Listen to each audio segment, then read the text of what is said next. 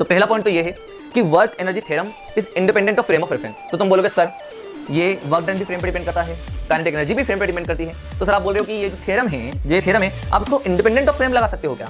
मैं बोलूंगा हाँ लगा सकते हो। हम किसी भी फ्रेम से वर्क एनर्जी थ्योरम लगा सकते हैं। बस इतना ध्यान रखना कि अगर आप नॉन इनर्शियल फ्रेम ले रहे हो तो उसमें सूडो फोर्स का वर्क डन भी लेना। जब ये यहां पर पहुंचेगा दोस्तों तो मुझे खुद सोच कर बताओ। देखो इक्विलिब्रियम पोजीशन पर तो अपन ने फोर्सेस से डील करा है, और ये बात अपने दिमाग में एकदम तरीके से उतार दो कि कभी भी इक्विलिब्रियम पोजीशन का पूछा जाता है तो मतलब आपको फोर्सेस से डील करनी होती है, और कभी भी एक्सट्रीम पोजीशन का पूछा जाता है ना तो एनर्जी से डील करना। ये बात ध्यान रखना, अपने दिमाग में बिल्कुल उतार दो, क्योंकि ये जो क्वेश्चन है ना ये बहुत मतलब ड्रॉपर वाले बच्चों को भी बहुत ज्यादा आता है डाउट कि सर कब कौन सा लगाना है, तो बिल्कुल अभी से क्लियर रहो। दूसरी बात, ये जो फॉर्मूला है ना ये वैलिड तभी है जब आपकी स्पीड जो है वो वेलोसिटी ऑफ लाइट से बहुत ही छोटी होना चाहिए। क्यों सर ऐसा क्यों? वेलोसिटी ऑफ लाइट के करीब हुई तो क्या हुआ, क्या हो जाएगा? तो भैया जब ये वेलोसिटी ऑफ लाइट के करीब जाएगा, अप्रोच करेगा वेलोसिटी ऑफ लाइट को, तो आइंस्टीन थ्योरी काम आएगी। तब सामने हमारे पास आइंस्टीन थ्योरी आएगी, और आइंस्टीन थ्योरी साफ साफ बोलती है कि अगर आप किसी भी पार्टिकल की स्पीड को वेलोसिटी ऑफ लाइट की तरफ अप्रोच कराते हो तो उसका मास बढ़ने लगता है, equal to change in kinetic energy. Clear है क्या? अब जल्दी जल्दी बताते जाओ क्या क्या जीरो है। तो सर यहाँ पर दो चीज़ जीरो है, एक नॉर्मल का वर्क डन जीरो होगा हमेशा, और टेंशन का वर्क डन जीरो होगा सर। बस सर यहाँ पर आएगा ग्रेविटी और फ्रिक्शन का वर्क डन। क्लियर? और ग्रेविटी का वर्क डन सर इस पर जीरो होगा, और इस पर तो सर सीधे सीधे पॉजिटिव बोल देंगे, तो हम ये बोल देंगे कि mg इंटू एच। क्लियर है?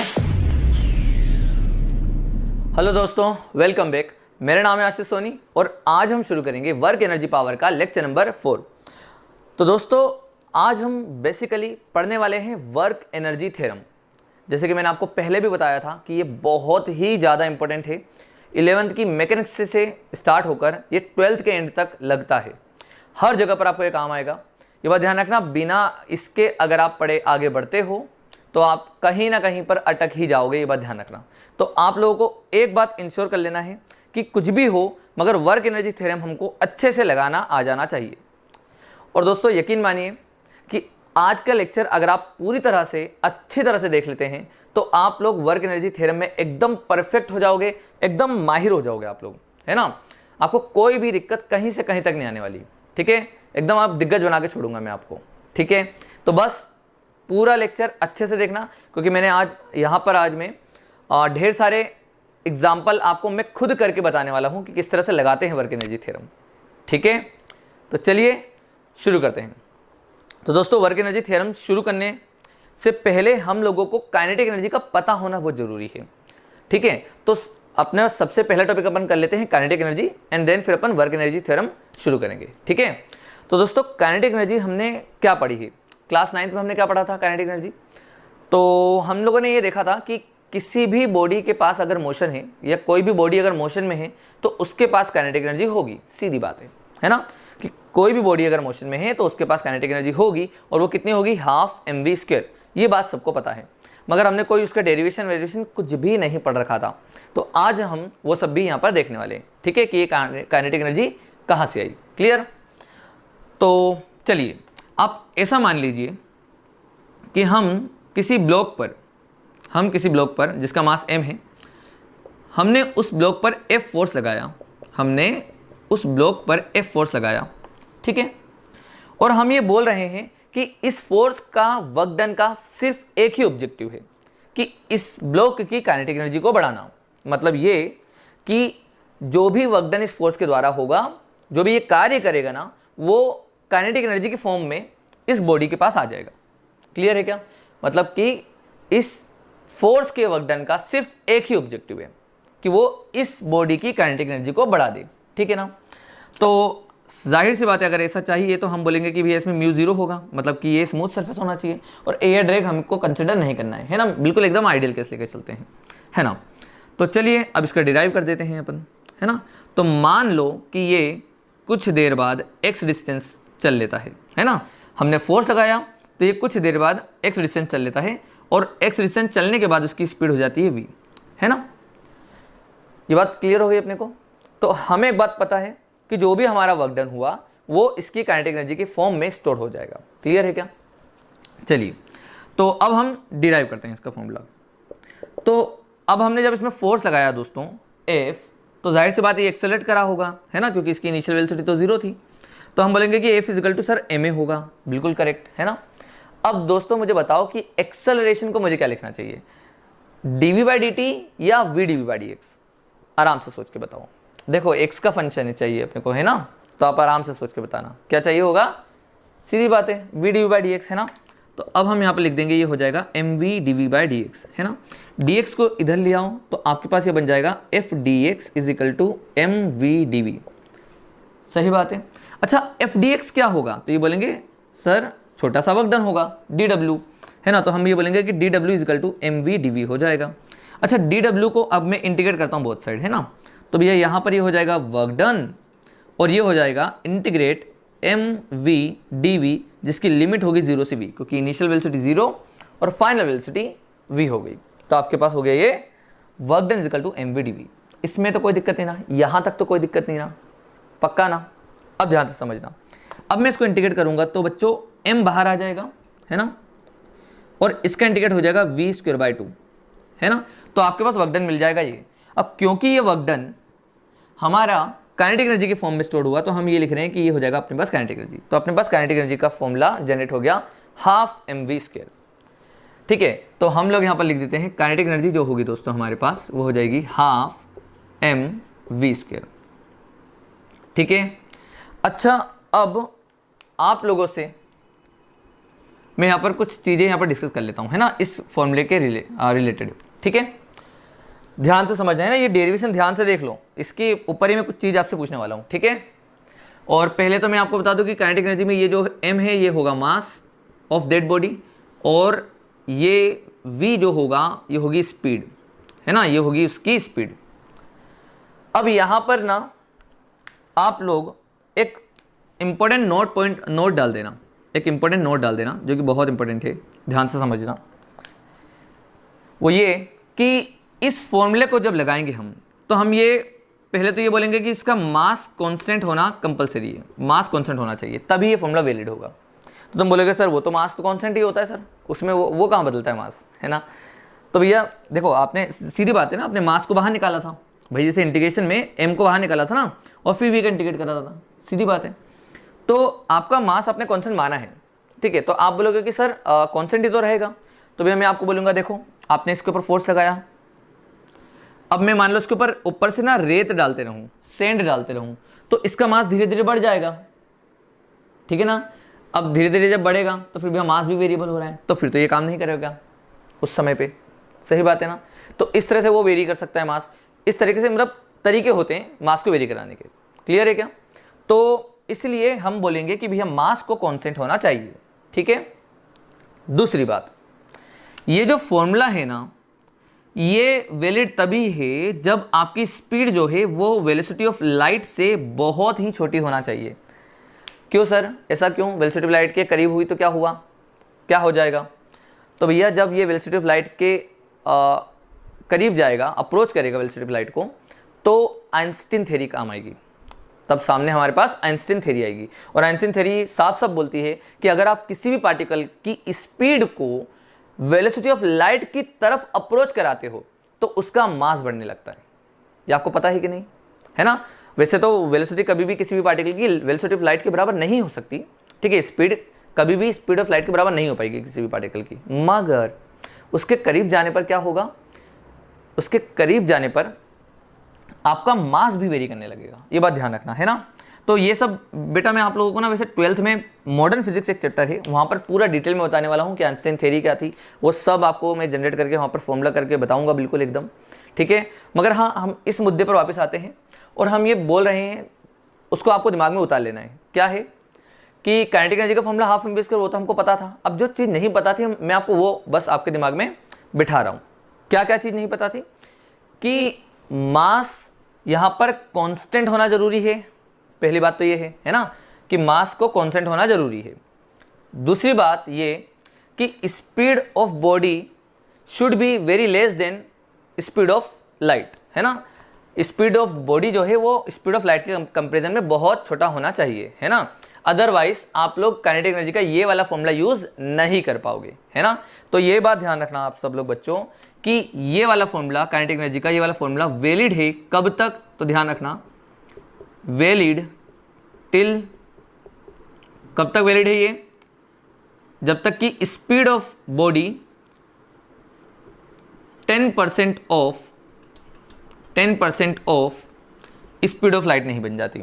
मतलब ये कि आप लोग ना तब तक ये फॉर्मूला लगा सकते हो जब तक आपके पास स्पीड ऑफ लाइट के 10% ना हो जाए, है ना, उसके अंदर तक आप लगा सकते हो। मगर जैसे ही उसके ऊपर जाओगे ना तो फिर आपके पास वहाँ पर मास में वेरिएशन ज़्यादा आने लगेंगे, तब आप ये वाला फॉर्मूला यूज़ नहीं कर पाओगे, है ना। तब आइंस्टीन थ्योरी के हिसाब से आपको फॉर्मूला यूज़ करना होगा। ठीक है, क्लियर हो गया अपने को? बस ये अपने को दिमाग में बिठा लेना है। वैसे अभी आपको कोई काम नहीं आने वाला ये सब चीज़ें, मगर आपको दिमाग में ये सब चीज़ें बैठी होना चाहिए कि ये चीज़ कब वैलिड नहीं होगी। तो कब वैलिड नहीं होगी? जब हमारी स्पीड बहुत ही ज़्यादा हो, है ना, स्पीड ऑफ लाइट के करीब हो। अच्छा, कुछ क्वेश्चन पूछता हूँ आपसे। जैसे कि मान लो कि यहाँ पर एक कोई भी पर्सन है, हुसैन बोल्ट हो गया, या हम हो गए, या आप हो गए, है ना, कोई भी पर्सन है, अगर वो बहुत तेज़ी से दौड़े तो उसमें काइनेटिक एनर्जी का फॉर्मूला ये वाला लगेगा कि नहीं? बिल्कुल लगेगा, सही बात है ना। वो कितना भी तेज़ दौड़ ले सर, है ना, तो भैया वो कितना भी फास्ट दौड़ जाए सर, मगर उसकी स्पीड ऑफ लाइट के कंपैरिजन कभी भी नहीं हो सकती। ठीक है, चलो ठीक है। अब मैं तुमसे पूछूं कि यार आपने इस दुनिया की सबसे तेज़ कार बनाई और वहाँ पर आपको काइनेटिक एनर्जी लिखना है, तो आप क्या लिखोगे? ये लिख सकते हो क्या?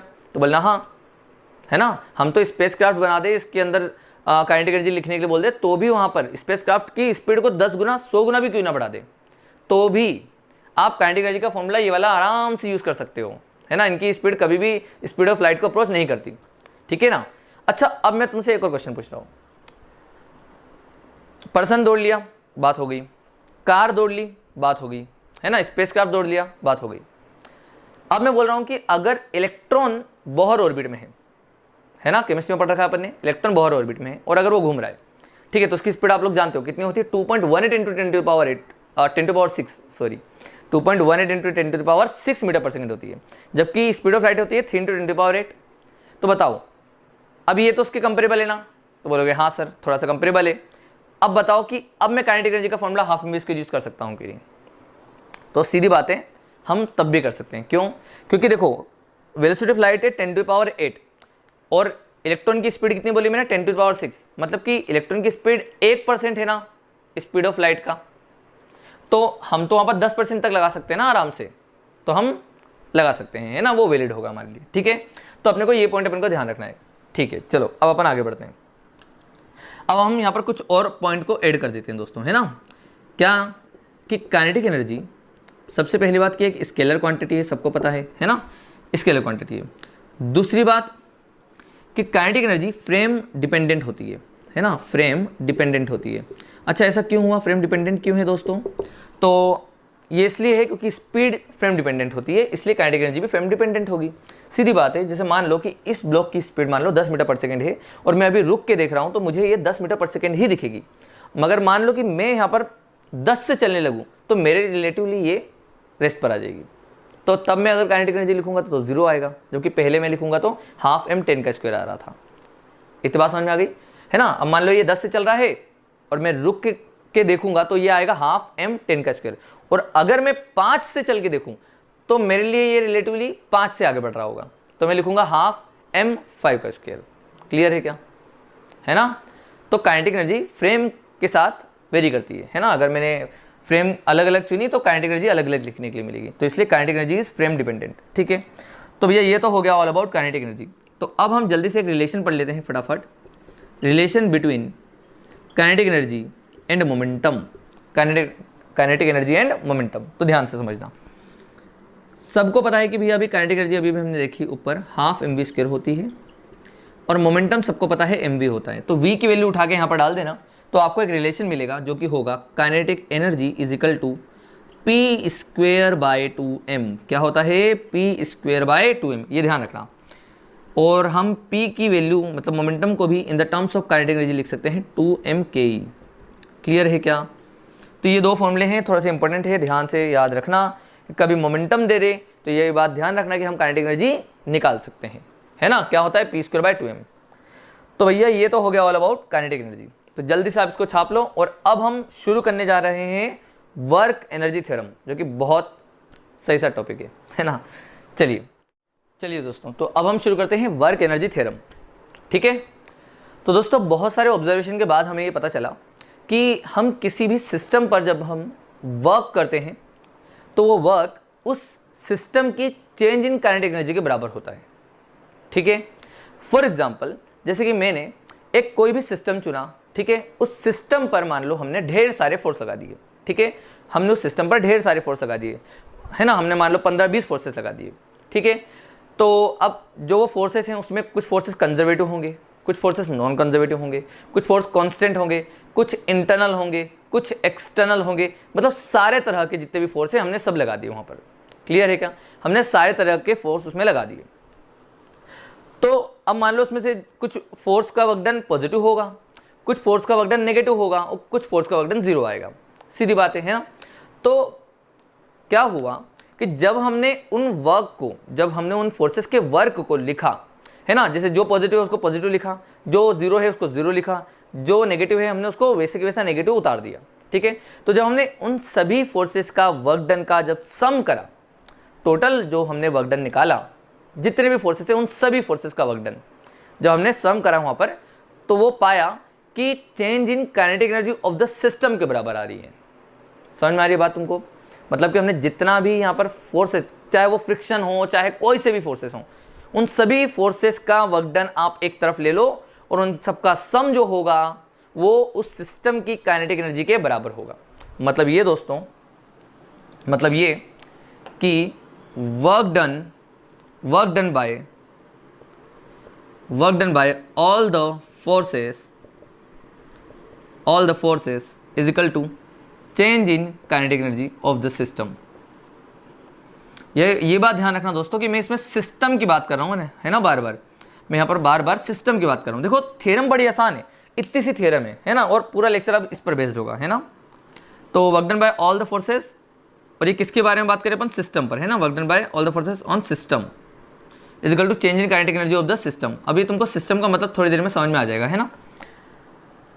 तो यहाँ पर जो वर्क डन बाय फोर्सेस है, work done by all the forces, तो यहाँ पर हो सकता है कुछ कंजर्वेटिव वाले होंगे, है ना, work done by conservative forces, हो सकता है कुछ नॉन कंजर्वेटिव वाले फोर्सेस होंगे, हो सकता है कुछ अदर फोर्सेस का वर्क डन होगा। तो वो सब की सब किसके बराबर होना चाहिए? चेंज इन काइनेटिक एनर्जी, है ना। मतलब कि के ई फाइनल माइनस के ई इनिशियल। बात समझ में आ गई क्या? काइनेटिक एनर्जी इनिशियल इसके बराबर होगा। क्लियर है क्या?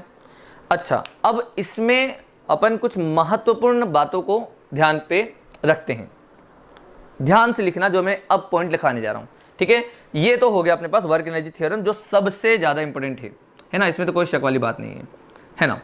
तो पॉइंट नंबर 1 डालना है यहाँ पर, इंपॉर्टेंट पॉइंट, जो कि बहुत कम लोग इसको याद रखते हैं। तो पहला पॉइंट तो ये है कि work energy theorem is independent of frame of reference. तो तुम बोलोगे सर ये वर्क डन भी फ्रेम पर डिपेंड करता है, काइनेटिक एनर्जी भी फ्रेम पर डिपेंड करती है, तो सर आप बोल रहे हो कि ये जो थ्योरम है आप उसको इंडिपेंडेंट ऑफ फ्रेम लगा सकते हो क्या? मैं बोलूँगा हाँ, लगा सकते हो। हम किसी भी फ्रेम से वर्क एनर्जी थ्योरम लगा सकते हैं।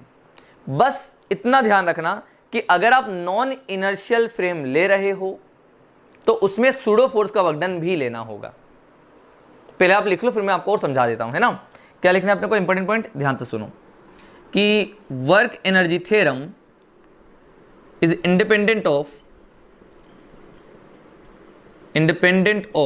Frame of reference.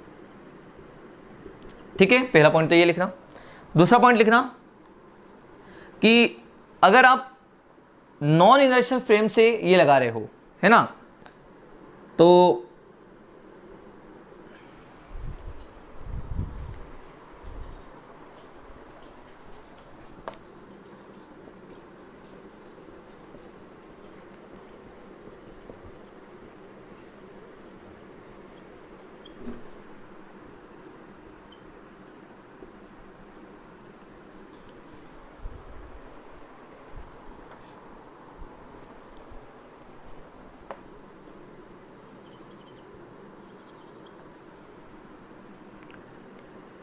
Non inertial frame,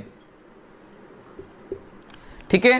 हम क्या बोल रहे हैं, ध्यान से समझना कि it is also valid for non inertial frame, बस यहां पर आप लोग सूडो फोर्स का वर्क डन लेना मत भूलना, है ना। तो यहां पर लिखो बस सूडो फोर्स का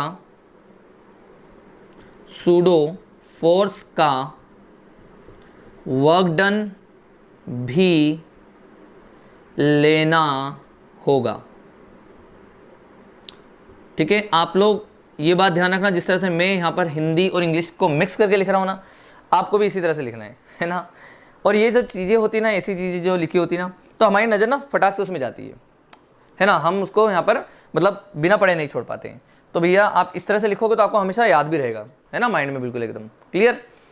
तो मैंने क्या बताया कि वर्क एनर्जी थ्योरम किसी भी फ्रेम से आप लगा सकते हो, ये बात ध्यान रखना। और अगर आप नॉन इनर्शियल फ्रेम से लगा रहे हो, मतलब एक्सेलरेटेड फ्रेम से लगा रहे हो, तो भी ये वैलिड रहेगा। बस ये बात ध्यान रखना कि सूडो फोर्स का वर्कडन लेना मत भूलना, सूडो फोर्स का वर्कडन भी लेना पड़ेगा। क्लियर है क्या? पक्की बात। अब आप लोग चिंता मत करो, ये जो है ना इसकी पूरे एग्जाम्पल मैं आपको बताऊंगा। बस आपके दिमाग में ये फिक्स होना चाहिए कि हाँ, हम वर्क एनर्जी थ्योरम ना कहीं भी किसी भी जगह पर से बैठ के लगा सकते हैं। ठीक है, चाहे वो इनर्शियल फ्रेम हो चाहे वो नॉन इनर्शियल फ्रेम हो। और बस एक चीज का ध्यान रखना है कि नॉन इनर्शियल फ्रेम से लगाया तो हमें सूडो फोर्स का वर्क डन भी लेना होगा। और अगर वो भूल गए तो हमारा वो क्वेश्चन गलत हो जाएगा तुरंत। क्लियर है क्या? पक्की बात। चलिए अब मैं आपको इस पर पूरी एप्लीकेशन बताता हूं, है ना। बस अपने पास ये अपने को याद होना चाहिए। क्या अपने याद रखा कि work done by all the forces, है ना। वो कंजर्वेटिव भी हो सकता है, नॉन कंजर्वेटिव भी हो सकता है ना, और अदर भी हो सकता है, जो भी हो, वो पॉजिटिव भी आ सकता है, नेगेटिव, जो भी हो भैया, जितने भी उस पर फोर्स लग रहे हो उन सब का वर्क डन एक तरफ, चेंज इन काइनेटिक एनर्जी एक तरफ। अब यहाँ पर मैं जो लास्ट बात बताने वाला था वो सिस्टम की बात थी, है ना। तो वो सिस्टम मैं आपको बताता हूँ कि सिस्टम क्यों लिखा। तो सुनो, तुम बोलोगे सर बॉडी में क्या दिक्कत है? तो देखो कोई दिक्कत नहीं, कोई एक सिंगल बॉडी पर फोर्सेस लग रहे हो तो आप बॉडी लिखना।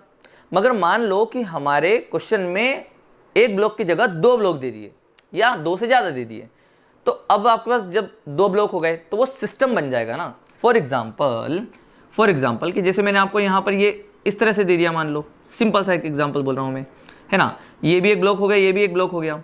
तो जब तुम वर्क डन लिखोगे तो work done by all the forces on the body लिखोगे कि इस पूरे सिस्टम पे लिखना पड़ेगा कि इसमें भी और इसमें भी, तो सिस्टम लिखना पड़ेगा तब। हाँ, जब बॉडी ओनली एक सिंगल बॉडी हो, उस पर फोर्सेस लगे हों, तब आप work done by force on body बोल देना। अब तो समझ में आ रहा है ना तुम्हें सिस्टम क्यों बोला, है ना। कि जब हमारे पास क्वेश्चन मिलेगा तो हो सकता है उसमें 2 ब्लॉक हों या 2 से ज़्यादा भी हों, इसलिए हमने वहाँ पर सिस्टम लिखा है। और सिस्टम की ही चेंज इन काइनेटिक एनर्जी लिखना है दोस्त। ठीक है, कि मतलब इनिशियली ये दोनों मान लो रेस्ट पर है और फाइनली जब ये चलने लगे तो ये भी, इसकी भी काइनेटिक एनर्जी लिखी जाएगी और इसकी भी काइनेटिक एनर्जी लिखी जाएगी। ऐसा मत करना कि काइनेटिक एनर्जी किसी एक के लिख दो, है ना। सिस्टम की काइनेटिक एनर्जी लिखना है। अब क्लियर हो गया अपने को एकदम पक्का, है ना। अब अपन इसमें एप्लीकेशन करते हैं। क्लियर? चलिए दोस्तों, तो अब हम क्वेश्चंस कर लेते हैं वर्क एनर्जी थ्योरम पर बेस्ड। ठीक है, चलिए। तो सबसे पहला क्वेश्चन आपके सामने है। क्वेश्चन इस तरह से दिया गया है, मान लो कि आपने एक पत्थर को ऊपर की तरफ फेंका, है ना, 20 मीटर पर सेकंड से। कितने से फेंका? 20 मीटर पर सेकंड से। और उसका जो मास है ना, मास है उसका 1 किलो, है ना। तो ये जो पत्थर है वो ऊपर जाता है और ऊपर से नीचे आता है। और ये बोला गया कि जब ये ऊपर तक जाता है तो इसकी जो मैक्सिमम हाइट है ना वो है 18 मीटर। ठीक है। अच्छा, अगर आप देखो काइनेमेटिक्स के हिसाब से कि हम किसी भी पत्थर को जब 20 मीटर पर सेकंड से फेंकेंगे तो उसकी जो मैक्सिमम हाइट आएगी ना वो कितनी होगी, तो देखोगे आप u²/2g से फॉर्मूला लगाओगे, है ना। हाइट का क्या होता है फॉर्मूला मैक्सिमम का? u²/2g। और जब आप इसको लगाओगे तो आप पाओगे कि ये हो जाएगा 20 का स्क्वायर अपान में 2 × 10, तो ये हो जाएगा 20 मीटर। देखो, अगर हम काइनेमेटिक्स के हिसाब से देखें कि जब यहाँ पर कोई भी एयर फ्रिक्शन नहीं रहेगा, ठीक है, तो उसको जाना चाहिए था 20 मीटर, है ना। सही बात है ना, 20 मीटर जाना चाहिए। मगर मैंने आपको क्या कहा कि ये 18 मीटर तक जाता है, 18 मीटर तक जाता है। क्लियर? तो सीधी बात है, यहाँ पर एयर ड्रैग होगा।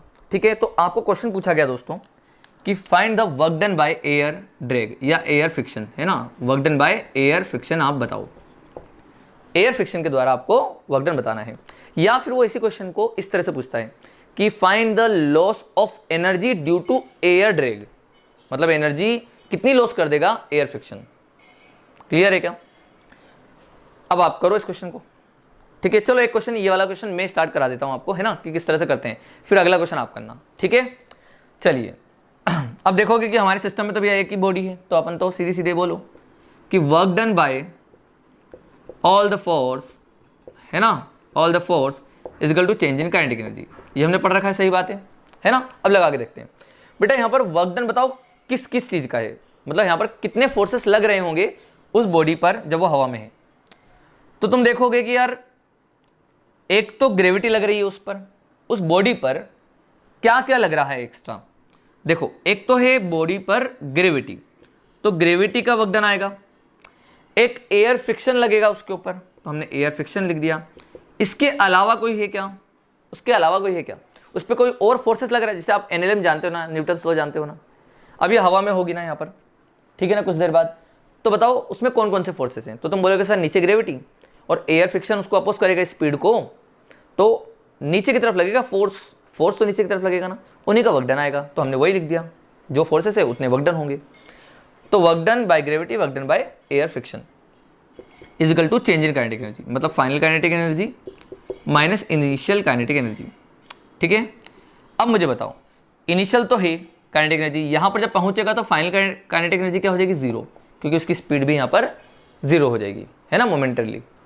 तो चलिए ग्रेविटी का वर्क डन, बेटा ग्रेविटी नीचे लग रही है और जहाँ ऊपर रहा है ना, तो भैया mg मतलब कि 10 है ना, 1 किलो है, तो मतलब नीचे की तरफ 10 इंटू हाइट गया 18, तो हो जाएगा नेगेटिव वर्क डन, तो माइनस का 10 into height 18, clear, plus work done by air friction निकालना है, is equal to final kinetic energy sir zero, initial kinetic energy sir कितनी है, इनिशियल कितनी है सर, तो बोलना हाफ mv स्क्वायर, तो हाफ m इंटू वी का स्क्वायर, क्लियर है। अब इससे सोल्व कर लो, आपका आंसर आ जाएगा। तो बेटा ये आएगा आपके पास 180 माइनस का प्लस एयर फ्रिक्शन का वर्क डन इजिकल टू ये हो जाएगा माइनस का 200, है ना। तो आपके पास बन रहा है answer work done by air friction is equal to minus का 20 जूल, है ना। और जाहिर सी बात है एयर फ्रिक्शन का वर्क डन तो वैसे भी नेगेटिव ही आएगा ना, क्योंकि वो अपोज करता है, ठीक है, और वो एनर्जी को लॉस कर रहा है, तो सीधी बात है। अच्छा नेगेटिव साइन से हमें क्या पता चलता है सर, तो नेगेटिव साइन से हम ये बोलेंगे कि वहाँ पर जो ये है, ये एयर फ्रिक्शन लॉस करा रहा है एनर्जी को, क्लियर है क्या, सही बात है। अगर लॉस ना कराता तो 20 मीटर तक जाता, भाई लॉस कराया तभी तो वो 18 मीटर तक पहुंचा, है ना, नहीं तो वो 20 मीटर तक पहुंच जाता। क्लियर हो गया अपने को, इस तरह से अपने को क्वेश्चन करना होते हैं, ठीक है। एक क्वेश्चन मैंने आपको कराया है, अगला क्वेश्चन आप लोग करके बताओ, ठीक है। तो ये लो भैया आपका अगला क्वेश्चन, जल्दी से देखो।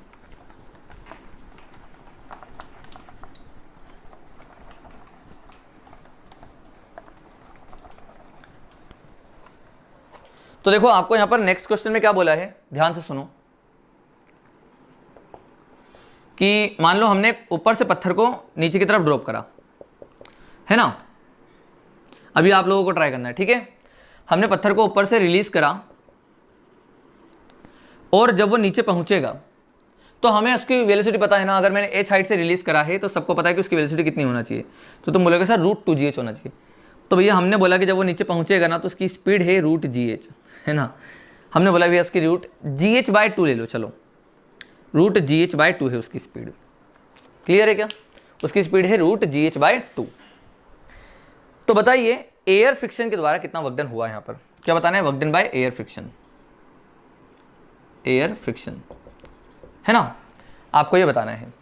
चलो जल्दी से बताओ, और मास उसका 1 kg है ना, मास चलो m मान लो, मास m मान लो उसका, है ना। चलो ट्राई करो जल्दी से और आंसर बताना कमेंट में कि सही गया या नहीं। अब जितने भी क्वेश्चन है सबको आपको बताना है ना कि कितने में से कितने सही जा रहे हैं आपके, ठीक है। चलिए तो आई होप आप लोगों ने अटेम्प्ट कर लिया है, तो अब इसका सॉल्यूशन देखना, ठीक है।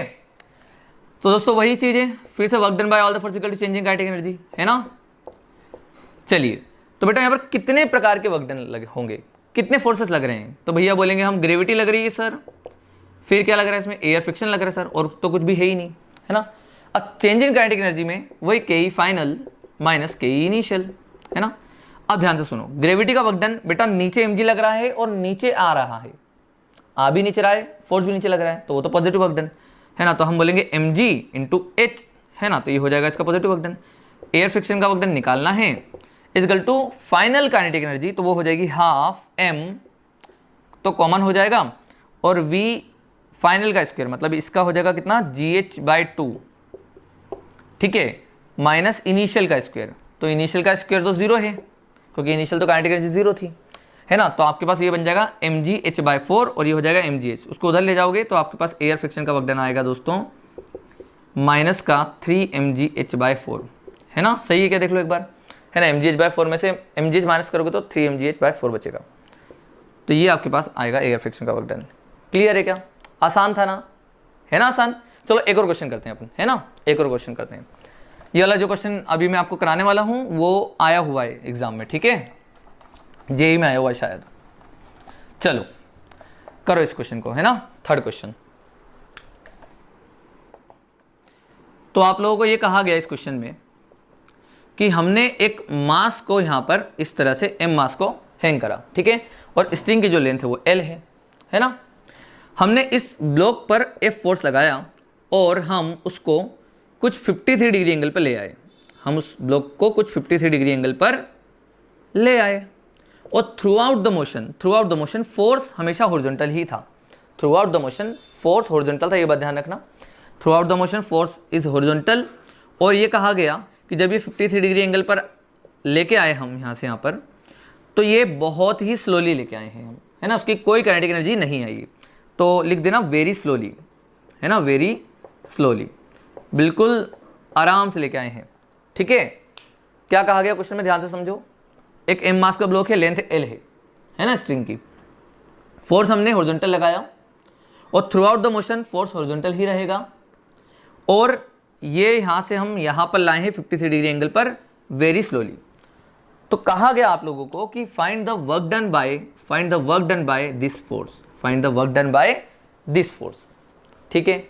अब आप लोग करके दिखाओ ये क्वेश्चन, ये एग्जाम में आया हुआ है दोस्तों, ठीक है। आप लोगों को करना है खुद से, और बिल्कुल आंसर सही जाए तो बिल्कुल बताना हमें, है ना, कमेंट में बताना, तभी तो मुझे पता चलेगा, है ना।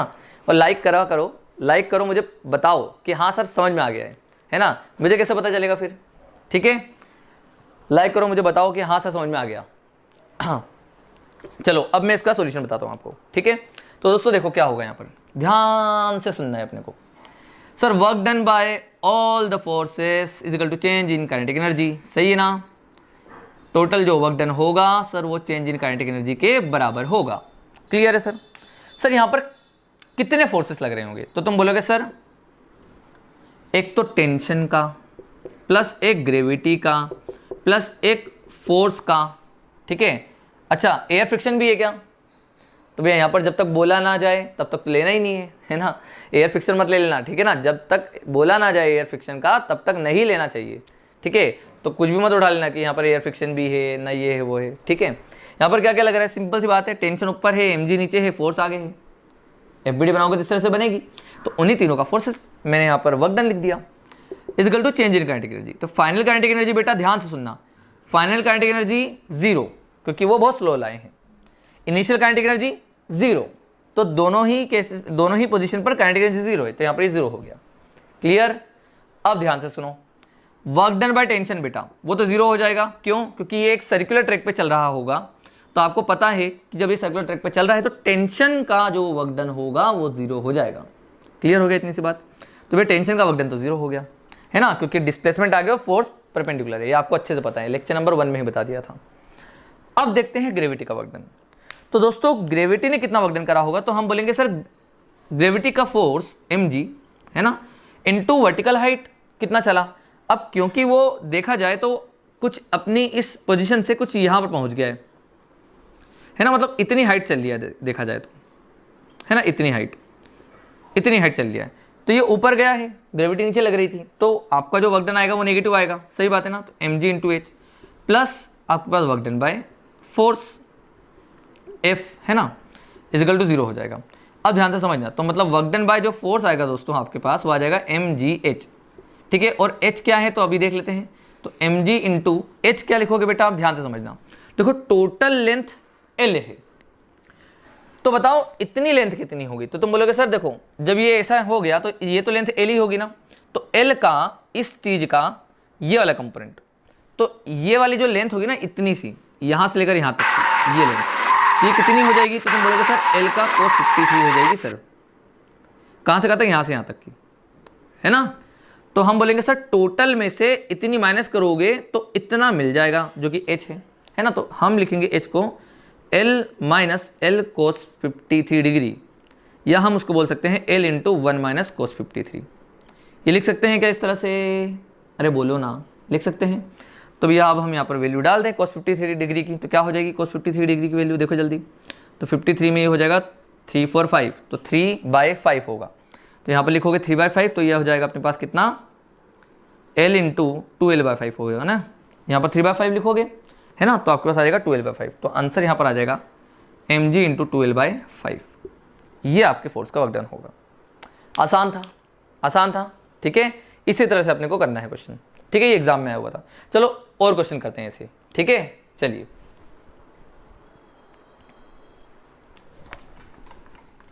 तो अब मान लो आपको क्वेश्चन दे दिया मैंने।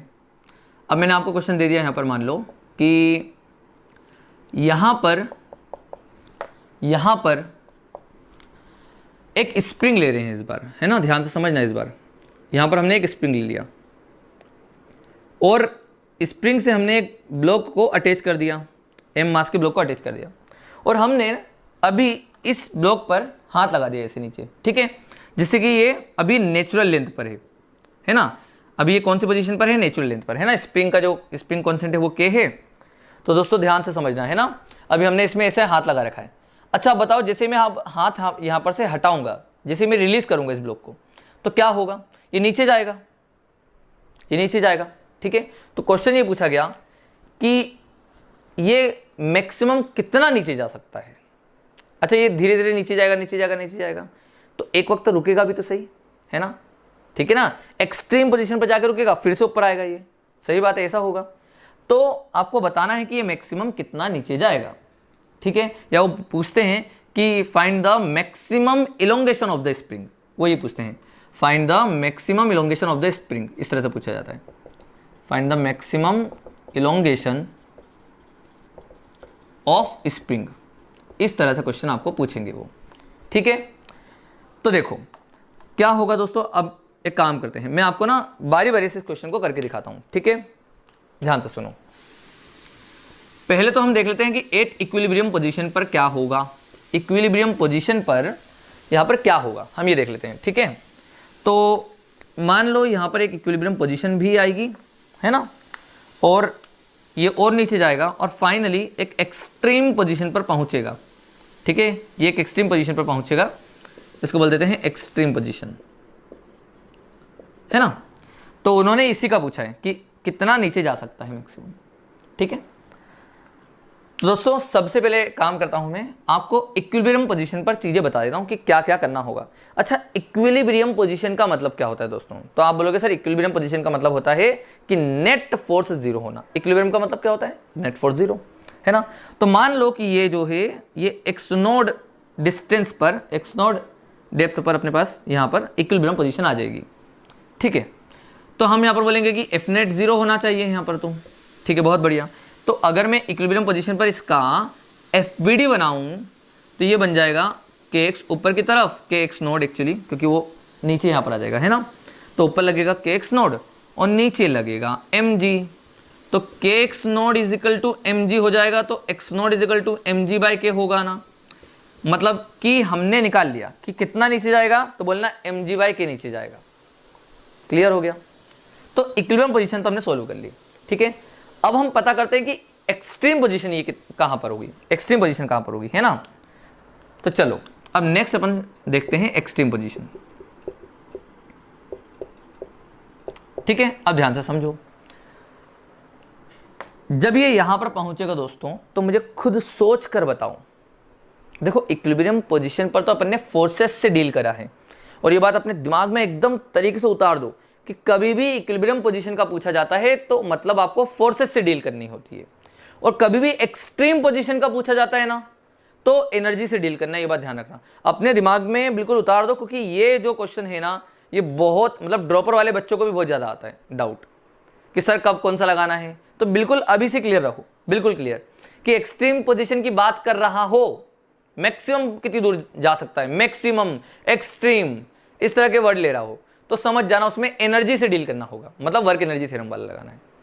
और कभी उसने बोला इक्विलिब्रियम पोजीशन है, नेट फोर्स 0 है, इस तरह से बात कर रहा है तो आप लगाना NLM, मतलब ये समझ गया। तो यहाँ पर क्या लगाओगे, यहाँ पर लिख दो, अगर इक्विलिब्रियम वाली चीज़ें आएंगी तो हमारा दिमाग काम करेगा NLM की तरफ, और एक्सट्रीम वाली पोजीशन वाली चीज़ें आएंगी तो हमारा काम करेगा एनर्जी वाली, एनर्जी से डील करना। ठीक है, हमारा दिमाग करना चाहिए एनर्जी से डील। ठीक है ना, क्लियर हो गया क्या अपने को। इक्विलिब्रियम जब भी वर्ड आए तो NLM से डील करेंगे, एक्सट्रीम पोजीशन जब भी आए तो एनर्जी से डील करेंगे। क्लियर, चलिए तो अभी हम एक्सट्रीम पोजीशन पर जा रहे हैं। तो दोस्तों एक बात बताओ, जब ये एक्सट्रीम पोजीशन पर पहुंचेगा तो हम ये लिख सकते हैं ना, work done by all the force equal to change in kinetic energy. अब ध्यान से समझना, इनिशियल इसकी वेलोसिटी क्या है 0, फाइनल वेलोसिटी क्या हो जाएगी। एक्सट्रीम पोजीशन पर क्या वो मोमेंटली रेस्ट पर आएगा फिर वापस ऊपर आएगा, मतलब मोमेंटली रेस्ट पर आएगा ना दोस्तों, तो उसकी काइनेटिक एनर्जी 0 हो जाएगी फिर। तो मतलब कि चेंज इन काइनेटिक एनर्जी तो 0 हो गया। अच्छा अब बताओ कि इसमें कितने प्रकार के वर्क डन लग रहे हैं। तो आप बोलोगे देखो sir, through out the motion देखा जाए तो स्प्रिंग लग रहा होगा, एक स्प्रिंग का फोर्स, तो स्प्रिंग का वर्क डन आएगा।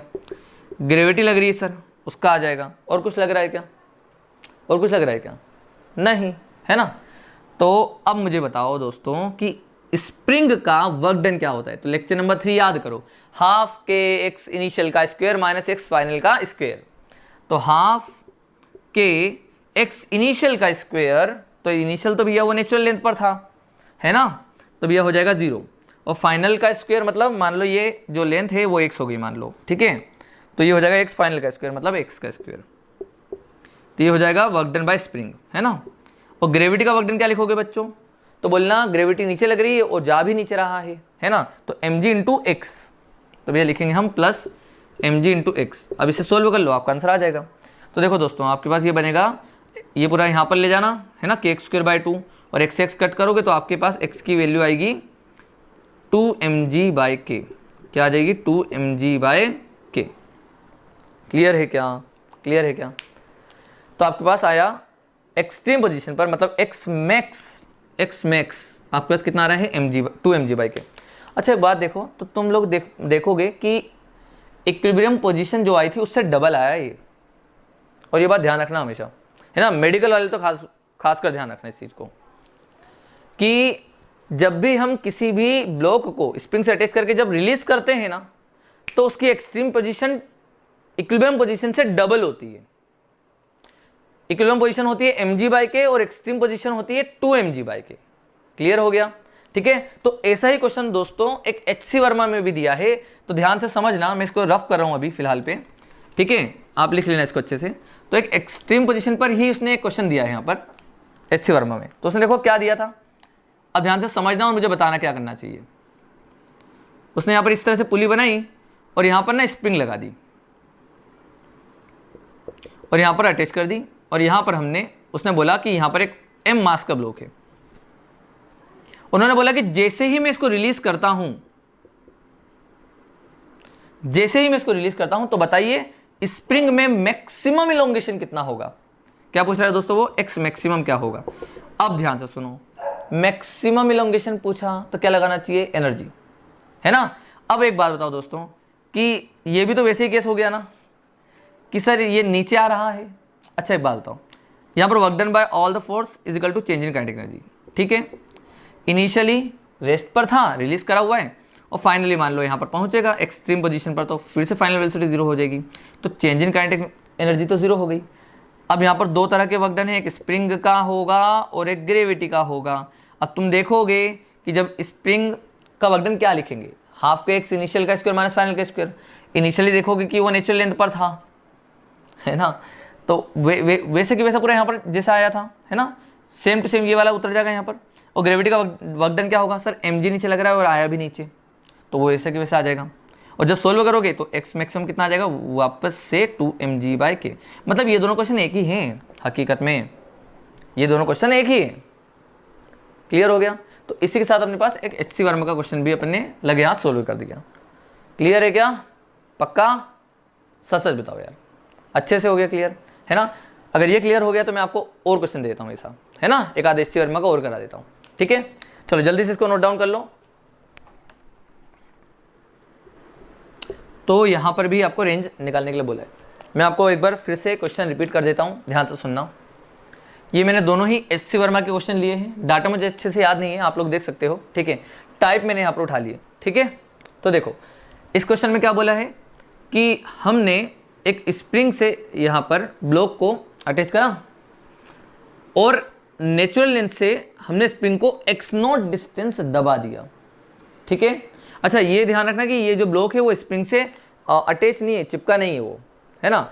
जब यहाँ से जब हमने इसको कंप्रेस करा और जब छोड़ दिया तो क्या होगा दोस्तों, जल्दी बताओ क्या होगा।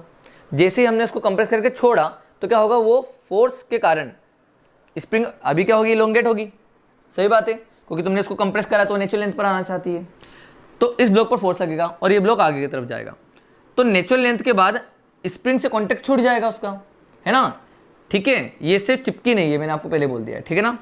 तो यहाँ पर ये नेचुरल लेंथ से जब नेचुरल लेंथ आएगा तब ये ब्लॉक आगे बढ़ने लगेगा, क्लियर। अब ध्यान से सुनना, तो जब ये आगे जाएगा आगे जाएगा आगे जाएगा तो यहाँ पर उसके पास कुछ ना कुछ वेलोसिटी होगी, सही बात है। तो जब वो यहाँ पर से आगे जाएगा तो वो प्रोजेक्टाइल होगा, हॉरिजॉन्टल प्रोजेक्टाइल। तो आपको बताना है कि रेंज क्या होगी, ठीक है। ये तो हो गया क्वेश्चन नंबर 1। क्वेश्चन नंबर 2 ये है आपके पास कि हमने किसी भी हाइट से एक ब्लॉक को, m मास के ब्लॉक को रिलीज करा, तो वो पूरे पाथ में इस तरह से चलते हुआ गया और यहाँ से जाते हुए यहाँ पर आ गया, ठीक है। और यहाँ पर जब आएगा तो अब उसके पास कांटेक्ट छूटेगा सरफेस से, है ना। और जब कांटेक्ट छूटेगा तो इस पोजीशन पर वेलोसिटी होने के कारण उसमें हॉरिजॉन्टल प्रोजेक्टाइल होगा और वो भी कुछ आगे जाकर गिरेगा। तो आपको बताना है कि रेंज क्या होगी, क्लियर है क्या। दोनों ही क्वेश्चन बड़े आसान हैं, है ना, ये बात ध्यान रखना।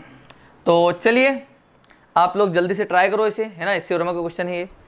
और अब उसका सॉल्यूशन देखना, है ना, अब इसका सॉल्यूशन देखना। दोनों क्वेश्चन आई होप कि आप लोगों ने ट्राई कर लिए होंगे, है ना, और अब इसका सॉल्यूशन देखेंगे। तो देखो बड़ा आसान था दोस्तों, हमने इसको x0 अंदर दबा दिया, ठीक है ना। तो इनिशियली ये ऐसा है, तो जब ये यहाँ पर आएगा, जब ये इस पोजीशन पर आएगा दोस्तों, तो मुझे बताओ क्या उसकी वेलोसिटी हो जाएगी v, सही बात है ना, और स्प्रिंग आ जाएगी नेचुरल लेंथ पर। ध्यान से सुनना, तो क्या मैं उस वक्त ये बोल सकता हूँ कि work done by all the force is equal to change in kinetic energy, है ना, इन दोनों में लगा देता हूँ वो। तो जैसे ही मैं बोलूँगा वर्क डन, तो सुनो किस किस चीज़ का वर्क डन आ रहा है। तो तुम बोलोगे सर देखो, एक तो वर्क डन बाय नॉर्मल होगा, एक वर्क डन बाय ग्रेविटी होगा, एक वर्क डन बाय स्प्रिंग होगा, और क्या होगा वर्क डन, स्प्रिंग लगा, है ना, स्प्रिंग इधर खींच रही होगी, नॉर्मल लग रहा होगा, ग्रेविटी लग रही होगी, और तो कुछ है ही नहीं, और तो कुछ है ही नहीं ना उसमें एक्सटर्नली। तो बस इतना ही होगा, is equal to change in kinetic energy. अच्छा चेंज इन काइनेटिक एनर्जी अपन लिखें तो के फाइनल माइनस के इनिशियल, ठीक है भाई साहब।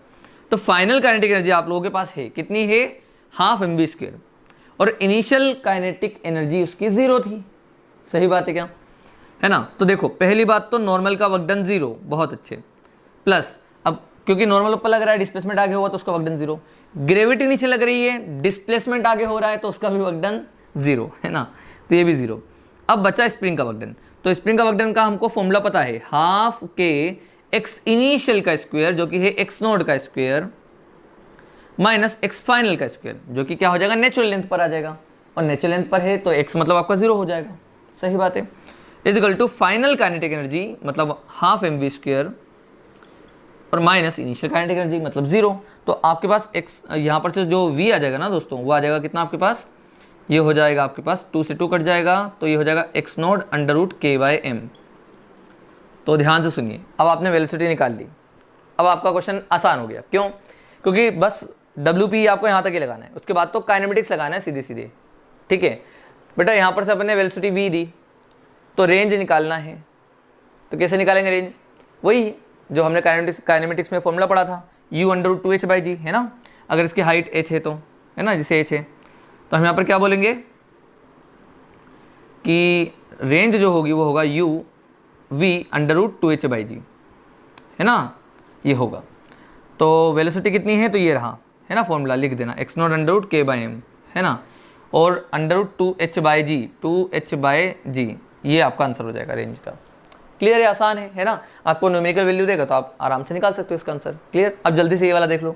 अच्छा ये वाला भी बड़ा आसान है, इसमें तुम देखोगे कि थ्रू आउट द मोशन आपके पास वर्क डन किस किस चीज़ का है, तो तुम बोलोगे सर देखो वर्क डन बाय ग्रेविटी होगा, वर्क डन बाय नॉर्मल होगा, वर्क डन बाय और कुछ है क्या, फ्रिक्शन तो है ही नहीं, स्मूथ सरफेस बोल रखा है आपको, है ना। और क्या लगेगा, कुछ भी नहीं, ग्रेविटी है, नॉर्मल है बस, ठीक है, is equal to change in kinetic energy, finally हो जाएगा हाफ mv² और इनिशियल था 0। क्लियर है ना, इसकी इस वक्त की वेलोसिटी भी मान लो आप, है ना।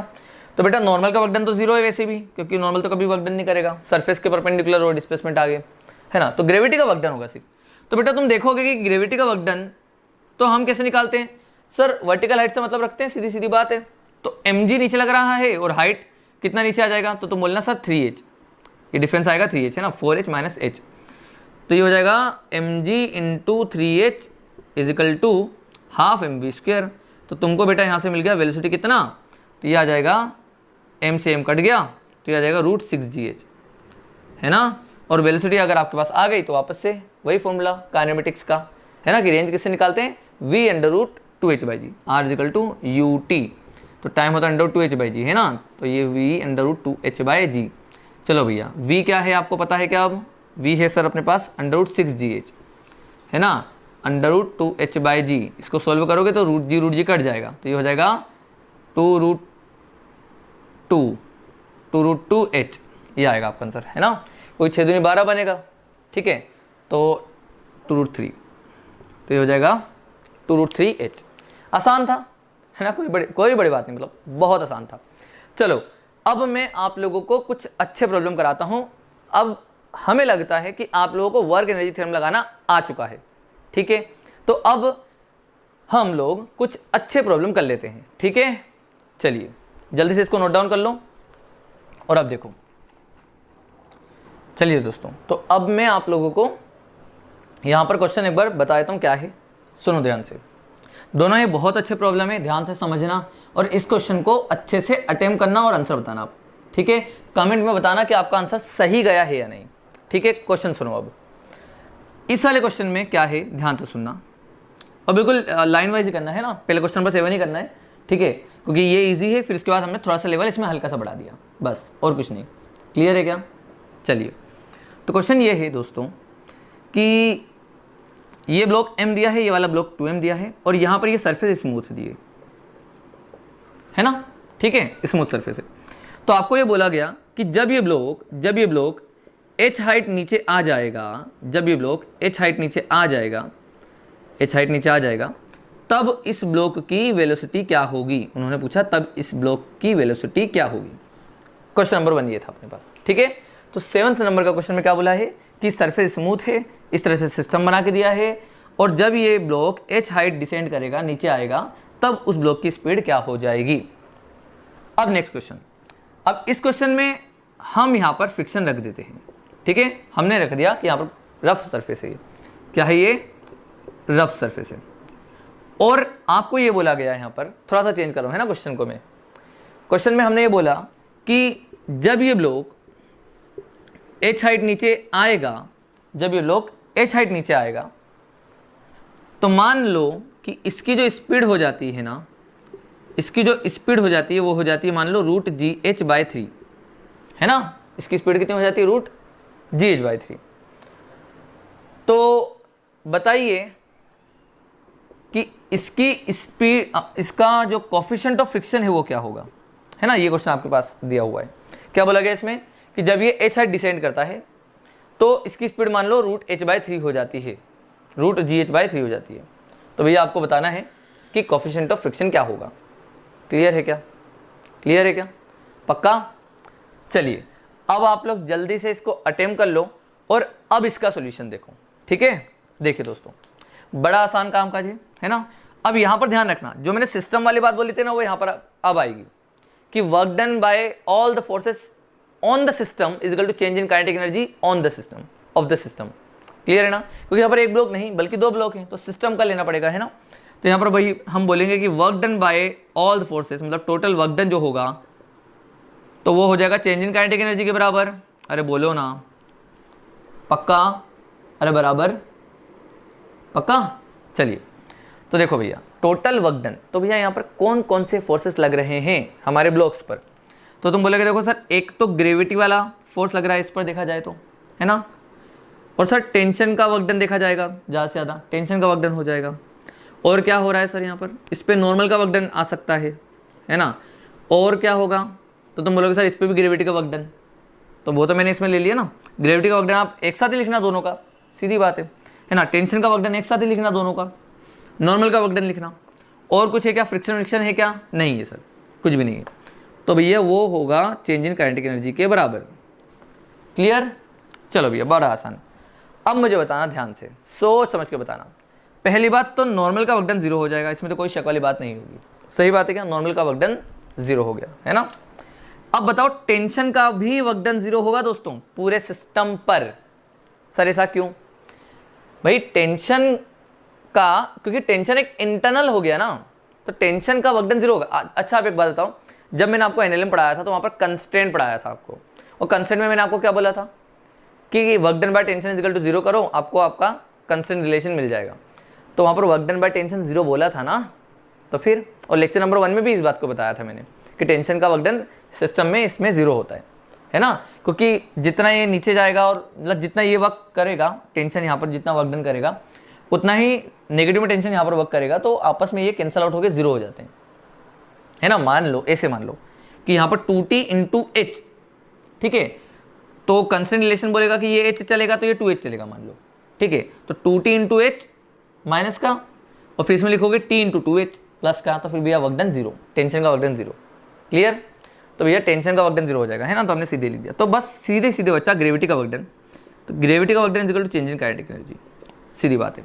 अब ग्रेविटी का वर्क डन बेटा इस पर 0, सही बात। और किस पर बचा सर? सिर्फ इस पर, तो वो कितना हो जाएगा सर? mg इंटू एच होगा सर, है ना सर, mg इंटू एच होगा। क्लियर है ना। और चेंज इन काइनेटिक एनर्जी, तो काइनेटिक एनर्जी में ध्यान देना दोस्तों, क्योंकि दोस्तों काइनेटिक एनर्जी जब लिखो तो final kinetic energy of the system minus initial kinetic energy of the system. तो इनिशियली तो दोनों रेस्ट पर थे, तो वो तो 0 हो गया। फाइनल काइनेटिक एनर्जी में आपको इसकी भी लिखना पड़ेगी और इसकी भी लिखना पड़ेगी। तो उसमें ध्यान देना कि जब ये स्पीड v से जा रहा था तो ये कितने से जाएगा, तो बाय कंस्टेंट रिलेशन से बताना। बताओ जल्दी, अगर ये v से जाएगा तो ये कितने से जाएगा, बताओ जल्दी। v से जाएगा, 2v से जाएगा, v/2 से जाएगा, या नन ऑफ दिस से जाएगा, किससे जाएगा मतलब, बताओ जल्दी किससे जाना चाहिए। तो हम बोलेंगे सर 2t इंटू वी, है ना, is equal to t into V dash, तो ये आ जाएगा 2v से, है ना, कंस्टेंट लगा दिया हमने, ठीक है ना। तो सीधी बात है, अब हम काइनेटिक एनर्जी लिख पाएंगे हाफ m इंटू वी का स्क्वायर प्लस हाफ 2m, है ना, 2m का मास है, इंटू 2v का स्क्वायर, है ना। बस इसको सोल्व कर लो, आपका आंसर आ जाएगा। क्या बचा था v, तो अभी निकल जाएगा। देखो तो ये हो जाएगा आपके पास कितना, ये हो जाएगा 4 8, ठीक है, तो 8 हो जाएगा, ये तो 9, तो ये हो जाएगा आपके पास 2gh/3, ये हो गया आपके पास स्पीड, ठीक है, ये होगी स्पीड। क्लियर हो गया क्या? तो ये इस तरह से अपने पास सोल्व हो जाएगा। चलो अब जल्दी से यहाँ पर आ जाते हैं और इस क्वेश्चन को करते हैं। क्लियर? ये तो बड़ा आसान था, है ना। एक बार देख लें, कैलकुलेशन गलत ना हो तो ये अपने पास आंसर होगा। क्लियर? अब यहाँ पर अपन आते हैं, ठीक है।